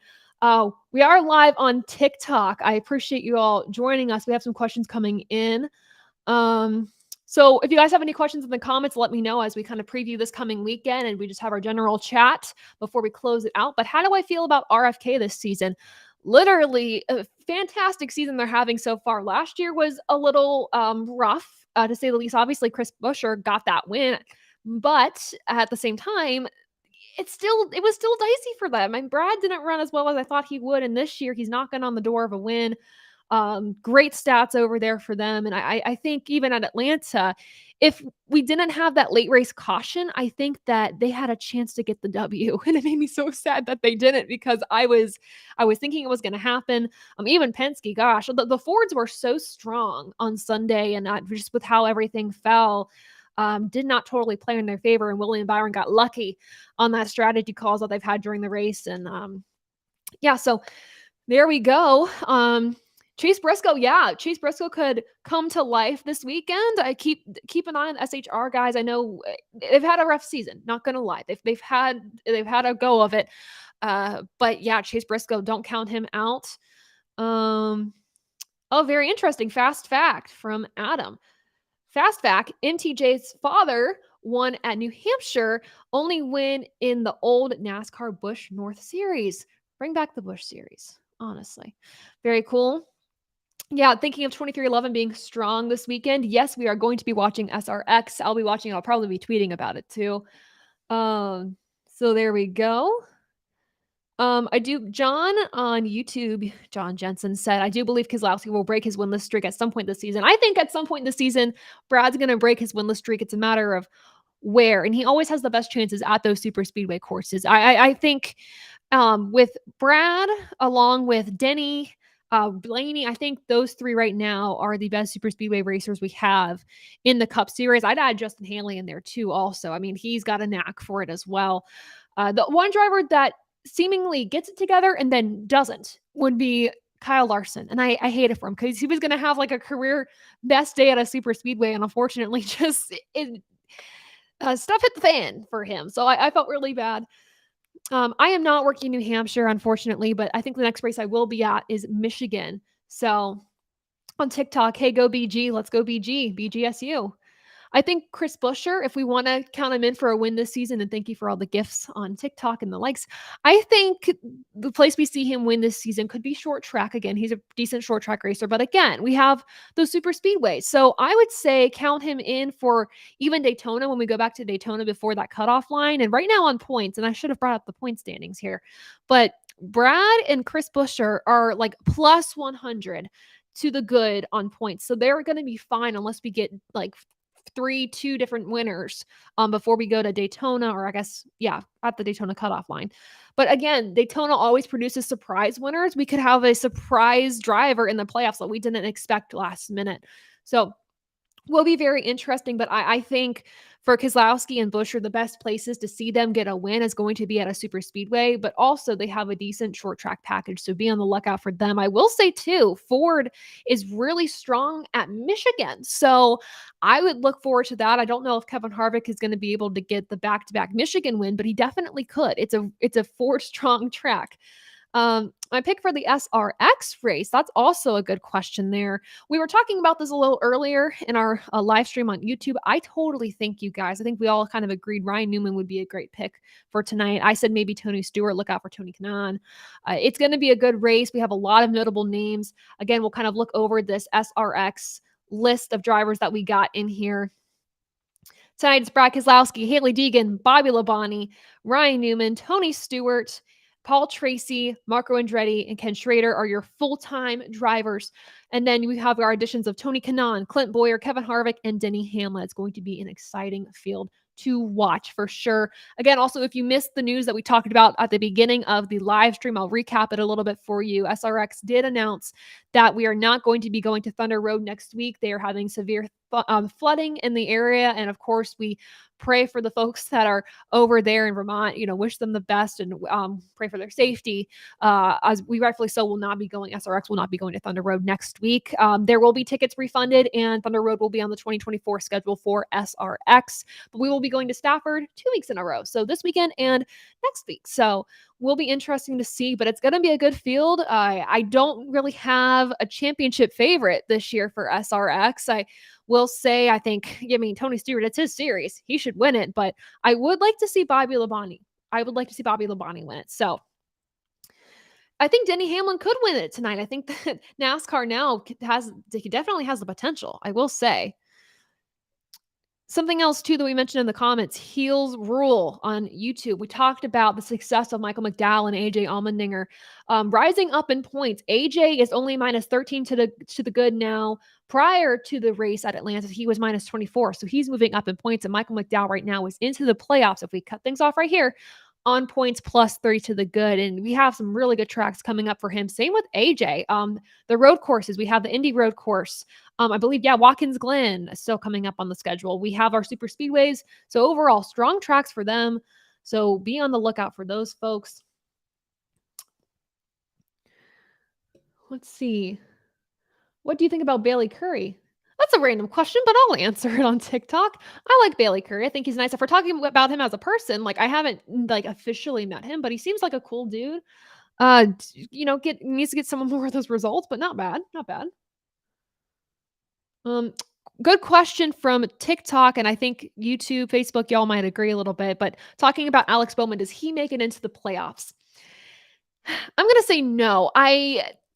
He always seems to sneak a win when we least expect it. He's always in the catbird seat to pick up on other guys' mistakes. And this year, I know he's had the injury and things like that, but he hasn't been able to be in those positions. I don't know what it is. I don't know what's different about his car than the other Hendrick cars. And obviously, sometimes it's like, is it the car or the driver? I gotta say, at this point, it's maybe a little bit more of the driver, but it's okay. Every driver has an off season, and I think this might just be an off year for Alex Bowman, just in complete honesty. I think, too, we could talk about even Ty Gibbs. If we're looking at that playoff cutoff line, I think Ty Gibbs has the potential to get in on points. And I think, with that said, I should probably just pull up the points standings just for myself, just so we can kind of get those refreshed in our minds a little bit, just to make sure I'm giving you all the right information. I know I am. I have them memorized, but just to get a visual of who's more below the cutoff line than not.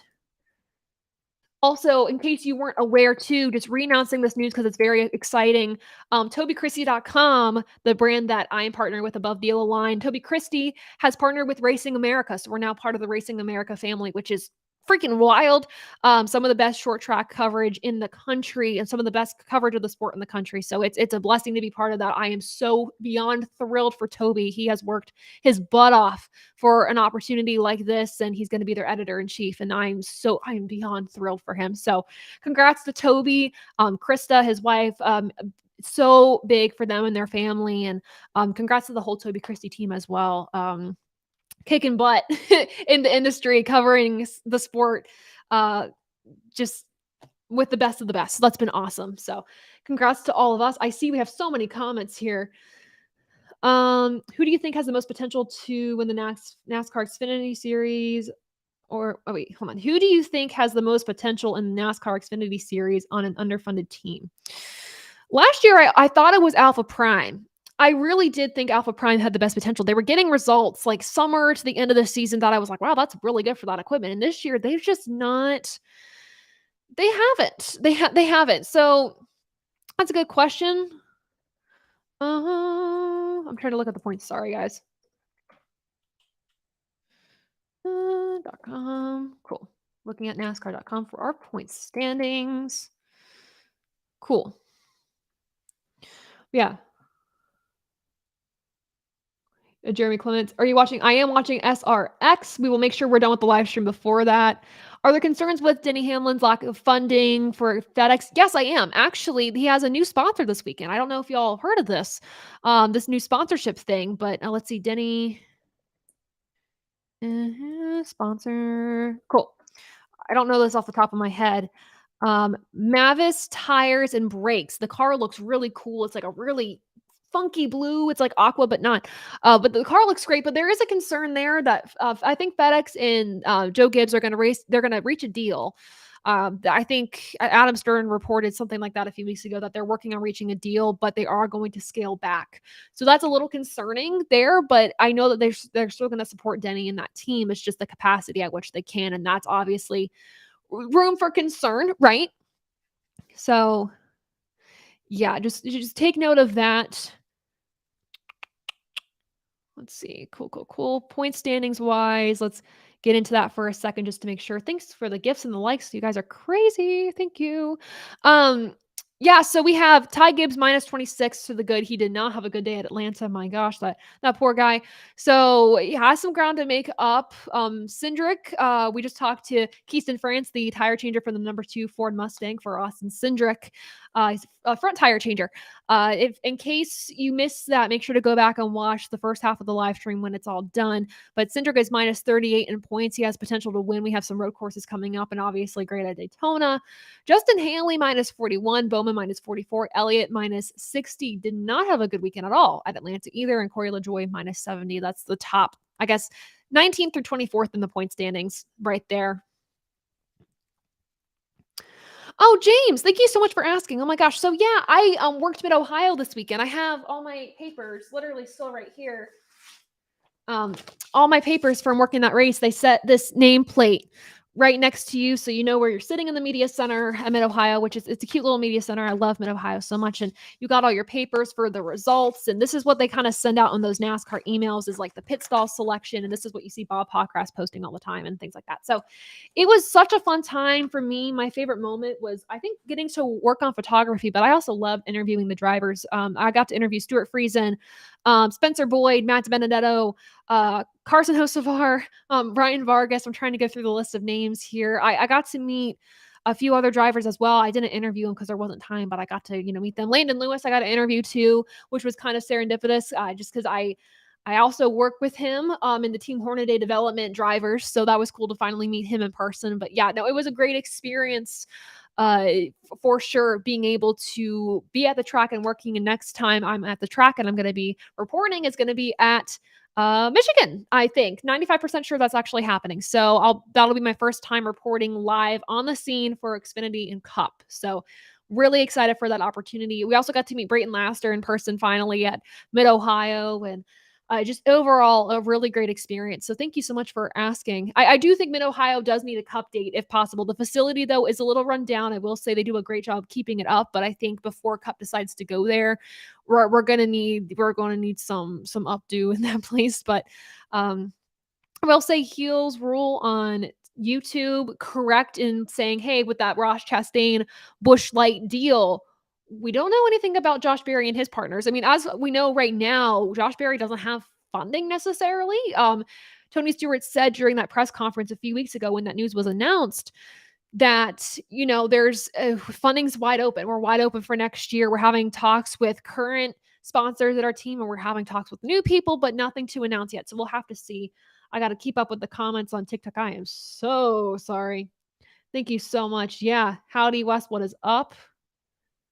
I think sponsor for Josh Berry, I'm really not sure because my mind goes to, like Tire Probes. I wonder if they would be willing to stay with him, but I'm sure that they're going to stay with Junior. And it's a tricky situation, especially switching manufacturers, going from Chevy to Ford. There's a lot of dicey things there to where some partners maybe can't go with him. And so that's what's tricky about it. And then, of course, with Harvick leaving and those sponsors are like, let's go somewhere else. And it's no secret that Stewart-Haas Racing has not performed the best the past so many years. So when sponsors, I would imagine, have a chance to go to something a little bit more hotter on the scene, they're going to do that. And Josh Berry is going to be one of the biggest storylines next season. How could he potentially revamp Stewart-Haas Racing to get them back in their winning ways, potentially?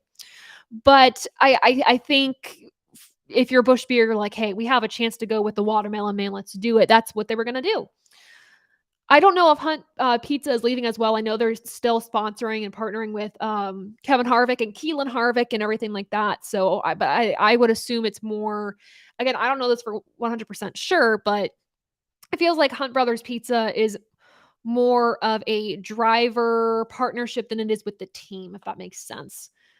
Junior did say that they're still looking to get into going back to like Dale Jr. with Josh Berry and everything like that. But Dale did say they're still really interested in going Cup racing, but they need to wait for the right opportunity. They're not just going to do it. They want to be able to run their own team. They don't want to like partner with the team. They want to be able to run the show. So they're still interested in opportunities, but it's getting those opportunities, right? Smithfield, that's an interesting HKB Racing. Yeah, I think Smithfield, if they thought of sticking around, if Eric Almirola leaves, because they're really loyal to Eric, I think that's the main reason why he stayed racing at Stewart Haas, is because, I mean, they were willing to kind of foot the bill a little bit. I mean, with the primary sponsorship there, so I don't know. Snoopy, Taylor, are you a radio show host? I'm not. I've done radio before in college. I did play-by-play for one sporting event. I did rinkside reporting for multiple hockey events that my school did, but otherwise, I was always running the radio, the board that they run, pushing all the buttons and talking back to the crew who was actually at the arena, at the stadium, whatever it was, kind of running the show behind the scenes. But no, I don't even think I have a voice for radio. I think my voice is really annoying, but that's just me. Dream come true would be Junior and RCR to merge. That'd be really interesting. Eric is talking about Shane Van Gisbergen could potentially land a cup ride for next year if he keeps throwing the SHR 10 around. Your thoughts? Good question. Yeah, first off, good thought by Eric. I'm gonna sneeze for a second, but maybe not. I don't know. Sorry, guys. But yeah, Shane has mentioned that he's interested in a cup ride. And I think if he gets out of his contract in Australia, where he's racing right now, a little early, if they let him out a year early, there's a potential if a team wants to pick him up. It's a risk. Now I don't want to say for a team, but to get out of your contract and maybe not have something set in stone. But I would imagine that's a statement for Shane to make, to win in your very first cup start and do it in a dominant fashion. My question is, how would he do performing at non-road course, non-street course type of events? So that's where I see it. But yeah, I'd say maybe he has a good shot at landing in the 10. I think there's a lot of great candidates that could land in the 10 car, and a lot of drivers that are working their way up the ranks that could land there as well. Yeah, Bowman has had so much bad luck. And OHIO. Yeah, I'm really excited for SRX. Thank you all for sharing the stream. I appreciate it. Yeah, Byron's on a hot streak. He kind of got lucky with that win this weekend, but oh, okay. Oh, this is a good question that we see on TikTok. Oh, okay. Then I have to answer, Alexander, I have to answer yours too about Montreal. On TikTok, one user says, going to the first NASCAR event this weekend, bringing the kids, what do I need to bring? Great question. I love answering this type of question. So you can't have hard coolers, but you can have soft coolers. Bring that with you. You cannot bring glass like bottles or glass in general. So if you want to bring some beer for yourself, some alcoholic beverages, make sure that they're in cans, but you can bring lots of water bottles. Make sure you have that. I would bring a backpack. I think we said next weekend. So next weekend on the schedule, I think that's Pocono. Let me double check because I could be totally wrong and be embarrassing myself this very moment. But let's see, NASCAR.com. But yeah, I would bring, if it looks like it's going to rain, bring a poncho. Or even just in general, always bring a poncho because you never know what you're going to have. Sunscreen is a must. And if you want something for the drivers to sign, like I have checkered flags. And here, I'll get this out here. Sorry, guys. I have this NASCAR flag that I've had some of the drivers sign when I was starting out as a fan. Oops, sorry. So bring something like this. I think it's really fun. I will say the drivers have a difficult time signing this because it's not a tough surface. It moves around. So, but if you have the chance to be by pit road or see some of the drivers or go to like their meetups and things like that, definitely bring that, I would say. And also your tickets. That's very important. Do not forget your tickets. That's literally the most important thing that you should bring.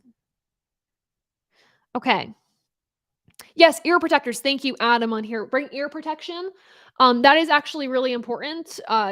Some people don't bring ear protection, but I say you have to. If you have a radio as well, do that.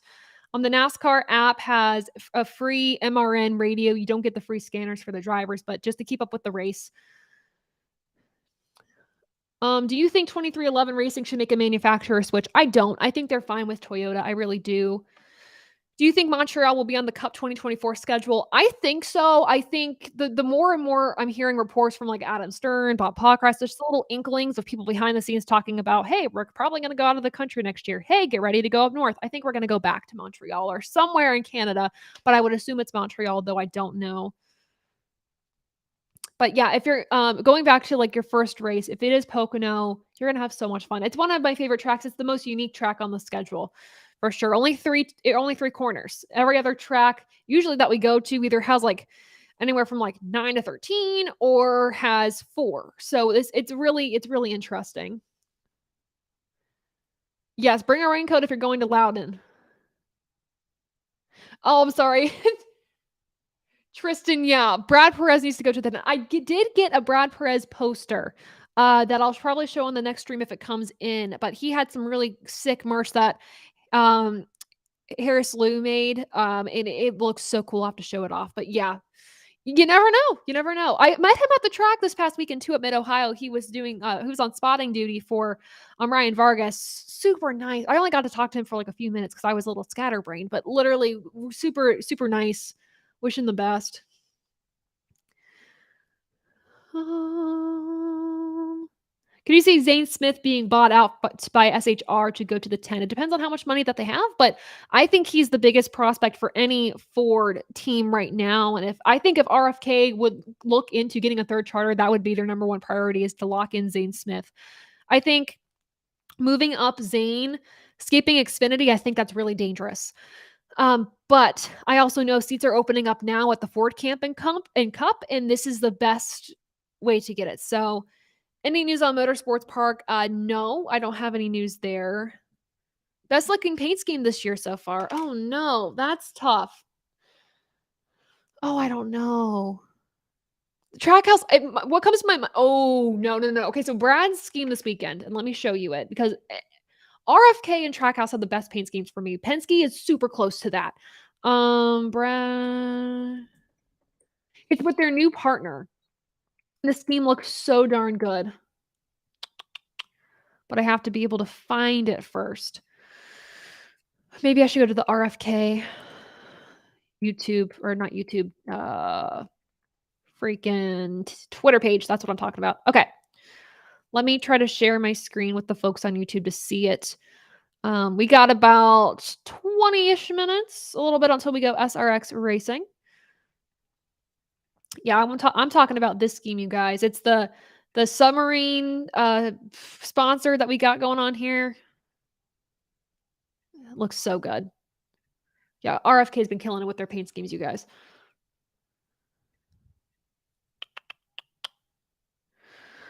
All right, let's keep going through. I don't mean to hurt your feelings, John. I don't know what I said. Oh, thoughts on Denny Hamlin? Okay, we can talk about it. We'll talk about Denny. I like Denny Hamlin. I used to not like him because when I started off in the sport, I was a major Chase Elliott fan. Chase Elliott, Ryan Blaney, and that I will never forgive him for robbing Chase Elliott of what I believe was going to be his first win. But I love how quote unquote outspoken he is. I think we need more voices like that in the sport to kind of change and modernize it a little bit. I think he's a talented driver, and the fact that he doesn't have a championship blows my mind. But very, very talented for sure. And I like him. I like his opinions for the most part. Sometimes I don't. But will we ever get Dodge back in NASCAR? I don't think so. I'm sorry to say, I do not think so.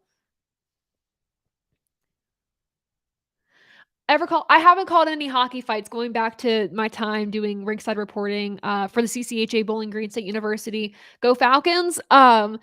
I never got to call any fights. I did a lot of, they wanted me to focus on personality pieces and just pieces for the event that was there. So there would be a lot of theme nights. So I would talk about that. Some organizations that were doing those theme nights. I would do personality pieces on the not drivers. Hello, different sport. On the players, the hockey players on the ice. I got to in between periods, I would go up to the booth and I would kind of talk, what I've seen so far by the ice, strategy plays and things like that. And I was still very new to hockey, but they're like, hey, we know that you you have experience on camera. We need somebody. You're the first person we thought of. We've seen your work. Get on camera. And I said, okay. And my reels from that will never see the light of day. It was a great experience. I'm thankful for it. It taught me so much, but you will never see those videos of me on air live. I did fine for like first time actually being live on TV, but my gosh, was that an experience. Yeah, Ross and Bush are meant for each other. Chaos energy. All right, let's go for it. Sure. Mobile One might help out. You're right with the Josh Berry stuff. I know I'm kind of working my way backwards in the comments. I apologize. Mikey, hi from Minnesota. Are we going to check out the new documentary about Earnhardt? I would love to. Yeah. Anything I can watch, the better. I have a bunch of like old NASCAR documentary, like DVDs. They're not here right now, but I need to have them here so that I can watch them because I think they're so fun. Haley Deegan, I feel like every week we get a question on this. No worries at all. Dorian, on TikTok. Haley needs more time to develop, and I think also at the same time she's had so many chances, and I just want to see her excel. So maybe an SRX she has a good chance, but you're in top of the line equipment at Thor Sport, and she just hasn't made anything happen. Or if she has a great weekend, someone takes her out, something happens, and it sucks. So it's very unfortunate. Yeah, Canes. Pre-order a scanner and headset from Racing Electronics. That's a big thing that you need for any race. I make that mistake every year of being like, you know what? I'll be fine without a scanner, and I need one so bad. Part of me just wants to purchase one with how much I think I'm going to be at the track in the future, but it's an investment. So just be cautious of that. What else are you streaming on? I'm streaming on TikTok, YouTube, Facebook, and Twitch. So we're in multiple places right now. Just because I know everyone has a different platform they'd like to watch on, and that's totally fine. I really want to see a biopic about Earnhardt, like Ford versus Ferrari. That'd be pretty cool. What are my thoughts on Rowdy_Baker? What are my thoughts on the Elliott playoff situation? Good point. I don't think he makes it in. I don't, and I hate to be. I've said this before, so it's not anything new or shocking, but part of me almost doesn't want him to make it in. And that's not because I don't like Chase Elliott. I really do. But it's me wanting to see how much of an impact him not being in the playoffs will have on the sport as a whole. And I think too, since we went to Chicago, we have some new fans kind of joining the sport. When SVG won at Chicago, it's when within itself, we got a little bit of a global audience that way from his home in New Zealand, and where he races right now in Australia. So I think there's enough momentum if Chase Elliott doesn't make it into the playoffs that maybe we have enough to carry it over where the ratings wouldn't hurt that bad. But still, you never know. You never know. I hope to see a Busch Light watermelon scheme for Chastain. Oh, me too. Well, me too. My goodness. Yeah. So should the Brickyard 400 come back or just run the road course in Indianapolis? We need the Brickyard 400 to come back so bad. And actually, funny enough, some news that I meant to talk about with you all. Goodyear is going to conduct a tire test at Indy in case NASCAR returns to the oval. I love the fact with that headline, it was in case we return to the oval. I'm pretty sure next year we're going to, obviously not confirmed, but I'd be shocked if we ran the road course again. There's been so much buzz in the industry about returning to the oval, how the road course is just not it for NASCAR. And Greg Stucker, the director of race tire sales, he said that they're going to try to run this layout with the Gen 7. There's too much talk to not do it. There's no set date for this tire test, but just know it is happening. So we are in the process. I feel like NASCAR is in the process of trying to make this happen again, kind of sort it out.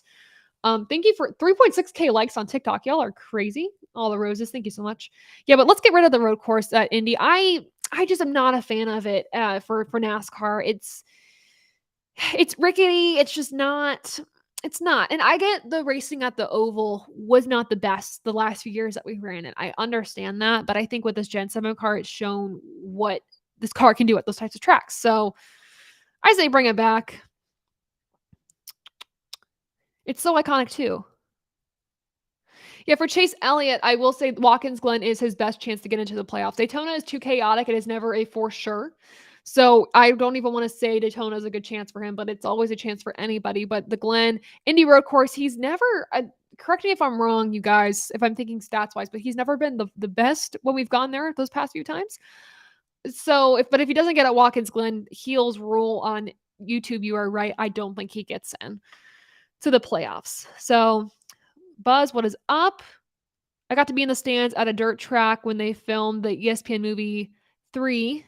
Kane's guy here moved over to YouTube. Oh, very, very nice. Very, very nice.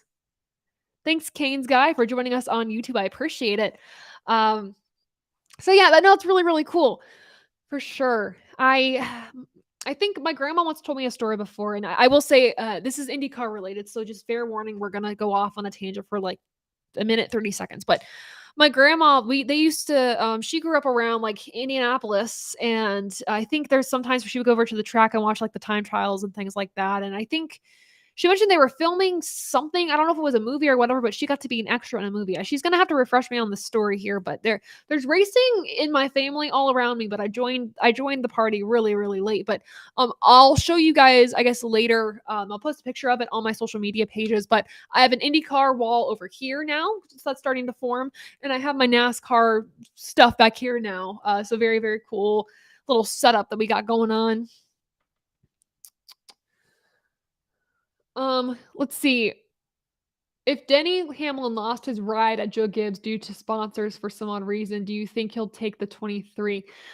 Good question on TikTok. I don't. Bubba Wallace has secure funding in the 23. Nobody's taking that. If anything, Denny has a few options he could look at, whether they're realistic or not. I don't know, but there are options. He could buy out his charter if he has the money, or if there's the possibility to do that at Joe Gibbs Racing and take it to 2311. He could get another charter for 2311 and run there if the sponsorship isn't there. I do think though, just based on reports, they are coming to a deal, coming together, put up a deal with FedEx and Hamlin and Joe Gibbs Racing. The scary piece of that is FedEx said that they're kind of be dropping their backing a little bit. It's just, financially right now the world is nuts. But I would say with this new tire company that they have sponsoring Denny Hamlin, the Mavis Tires and Brakes, that's funding right there, right? I think Denny Hamlin he's personable enough to where he's going to get other sponsors to jump on. And it's not like, I think the past few years, I think what was interesting about the Kyle Busch situation in particular is M&M's had so much funding over him for so many years.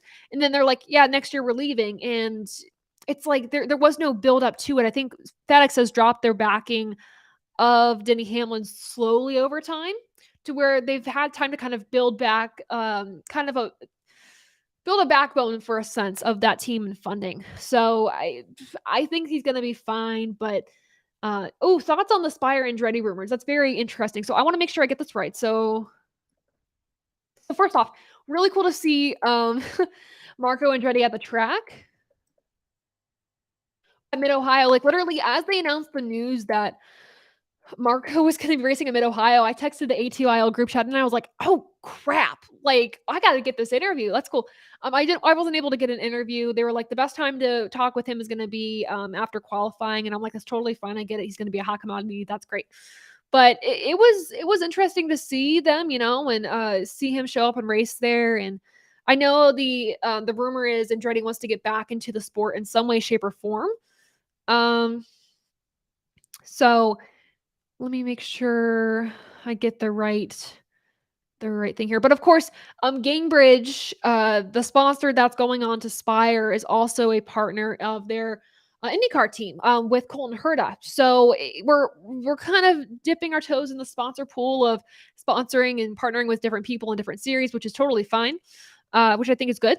But yeah, I think there's some validity to maybe this is like a test to see for the remainder of the season, how Andretti feels getting back into, racing. I don't think they have a chance of getting right into Cup Series right away, but I don't also know if there's going to be a chance of Andretti buying out Spire. Maybe they do partner with each other. It's going to be Andretti Spire or something like that. I don't know, but I think that is potential for sure. I'd like to see Marco full-time in trucks. That'd be interesting as well. But no, he's performed really well in SRX, as John Jensen mentions on YouTube. He has performed well in SRX, so we'll be excited to see. Good question. Do you ever live stream any races? This weekend I might try to do a live watch along. So be on the lookout for that because I would like to. That's kind of the point of having this be my office at this point, converting an empty room in the house to my office. So we'll try to do that this weekend. I'll let you all know on social media if we do that. So very interesting.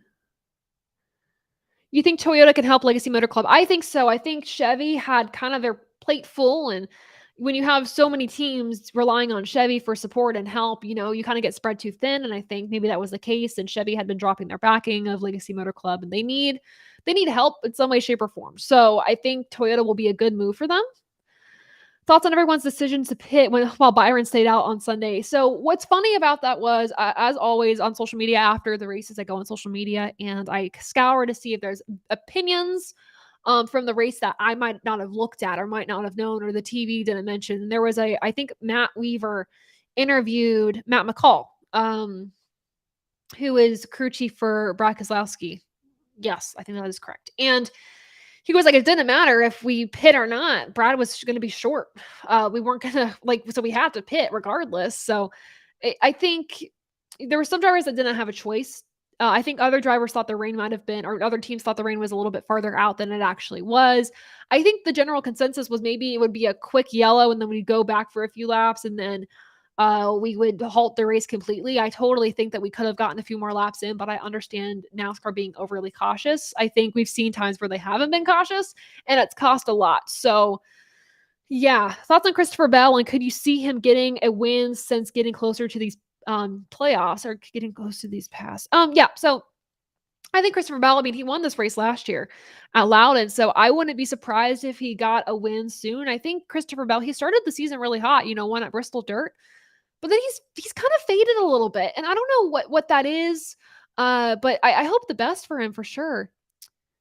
Buzz Keelan Harvick was out at Millbridge already with Trackhouse sponsorship, could be starting a feeder. That's true. I think Trackhouse has the potential with Keelan and other young drivers to kind of start a feeder series. You have to be prepared for your future, and you're not going to know how prepared you are, and you're not going to know how important that is until you need a driver to fill in a veteran spot. And then your team's like, oh crap, we did a horrible job developing drivers, and now we don't have anybody. So starting now is so important. So that's good.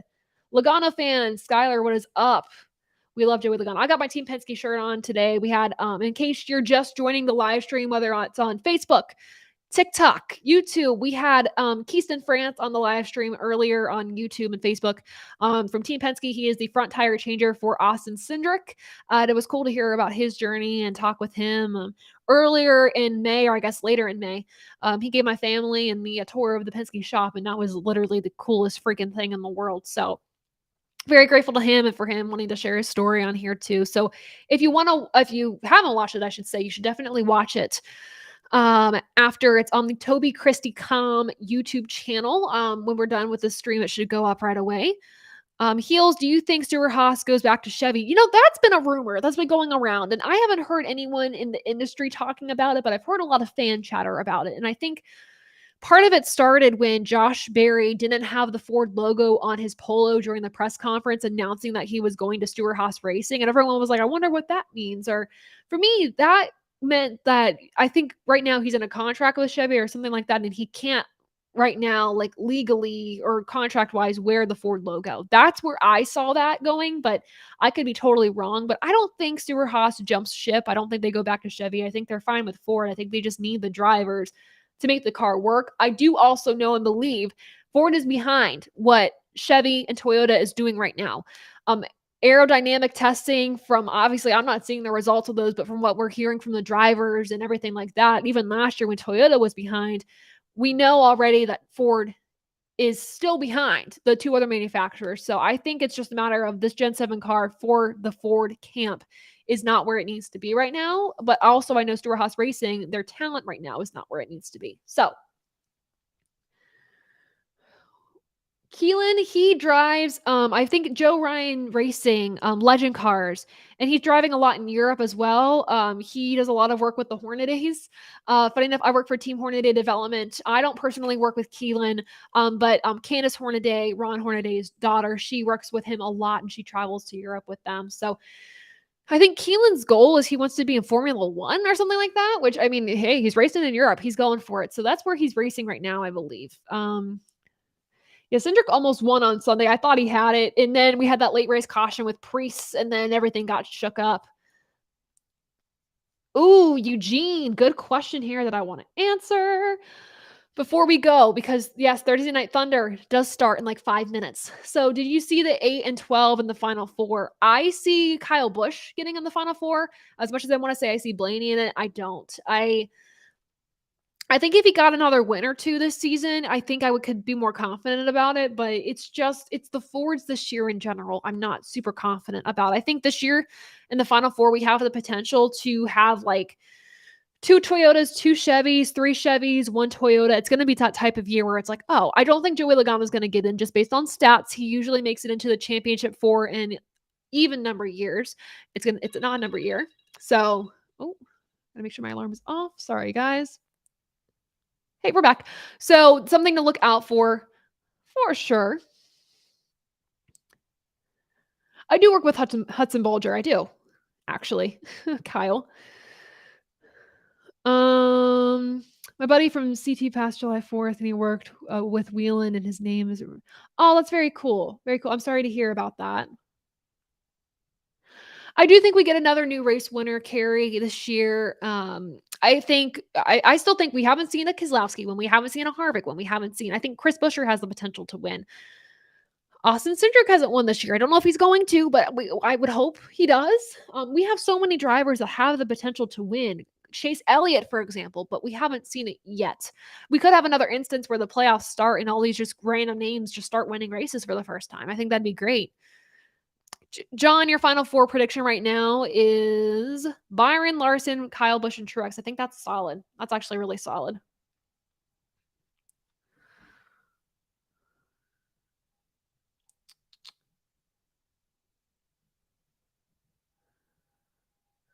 Caillou said, "I'm from Byron," where he's oh, very cool, from Byron Outdoor Superstar. I'm like, very nice, very nice. Yeah, that's cool. Cool, cool, cool. Yeah, I was gonna say, I'm like, I don't know why the name felt from words felt familiar to me, Kyle, but yeah, there we go. Do we think Bowman can turn his bad luck around? No, like no. But I want to like I'm not. There's no driver that I actively root against or root against. Period. I want every single person to succeed. I know for some teams, a win is not in the cards for them with their equipment, but I want to see every driver do well, but like any athlete, anytime, you're going to have bad seasons, you're going to have bad weekends. And I think Bowman is having a really bad season. Sure, there are times where he might luck into wins. There are times where he comes out of nowhere, gets the winner. There's sometimes where he's actually outright won a race. But I do not think he's able to come back from all of this year. I say try again in 2024. Another Aussie driver is coming over again for the Indy Road Race. Your thoughts? Oh, is this something I missed, or is this something that I just wasn't? Project 91. Why do I feel like I totally missed this? Can you fill me in? Please. Also, thanks for joining Australia. Let's go. Parker, what is up? ARCA NASCAR Truck Series tire changer here. Did we see each other at Mid Ohio? Did we? Maybe? Kyle Busch fan, welcome to the chat.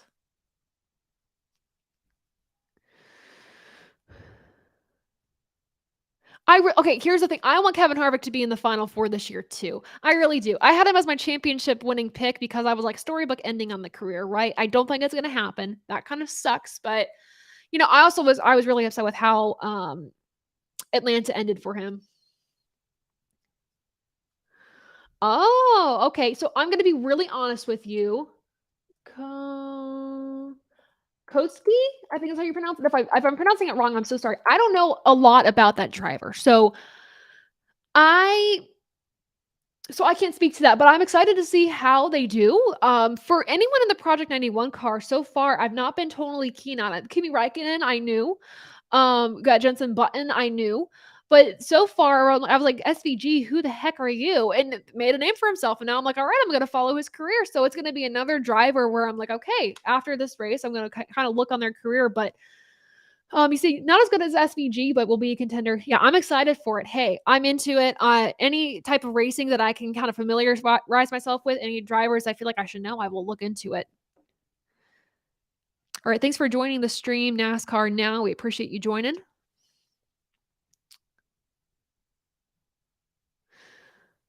Oh, okay. Parker, you said I don't believe so. I was the car chief and changer on Zach Heron's car. I love Zach so much. Oh my gosh. But yeah, I'm sorry we didn't meet. I'm at Ohio.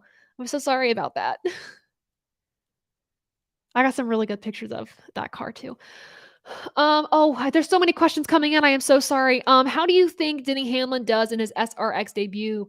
We're about to find out in like a minute and a half. But I think I would say give him a top 5. Why not? I think he can do it. It depends on how well he does, I guess, qualifying, getting into the event, where he's starting on the grid. So we'll see.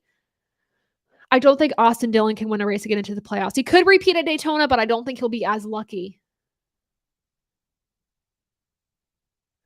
I am going to watch SRX. Thoughts on Harrison Burton? I love him, but I think he needs to go back to Xfinity.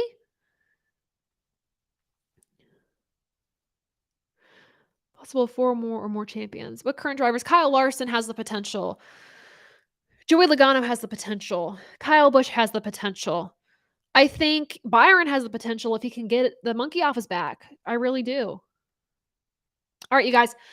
SRX is about to start. Michael McDowell, Shane, thanks for just joining. I will mention him real quick. I think he's doing something special. He really is. I think he gets into the playoffs on points. I think it's a shocker / not shocker. If you've been following his season, everything that he's done this season to get in on points makes sense. It is not shocking. It's just shocking, I guess, in the sense that it's like we don't think of Michael McDowell being a good, I guess like a good driver necessarily, but he is. He's a fantastic driver. So keep your eye on Michael McDowell. Yeah. Everyone enjoy the SRX race. Very, very nice, Parker. Very nice. I'll give you my whole spiel. Oh, giveaway, right? We're going to do a giveaway. Sorry, guys. Let's mention that real quick before y'all go.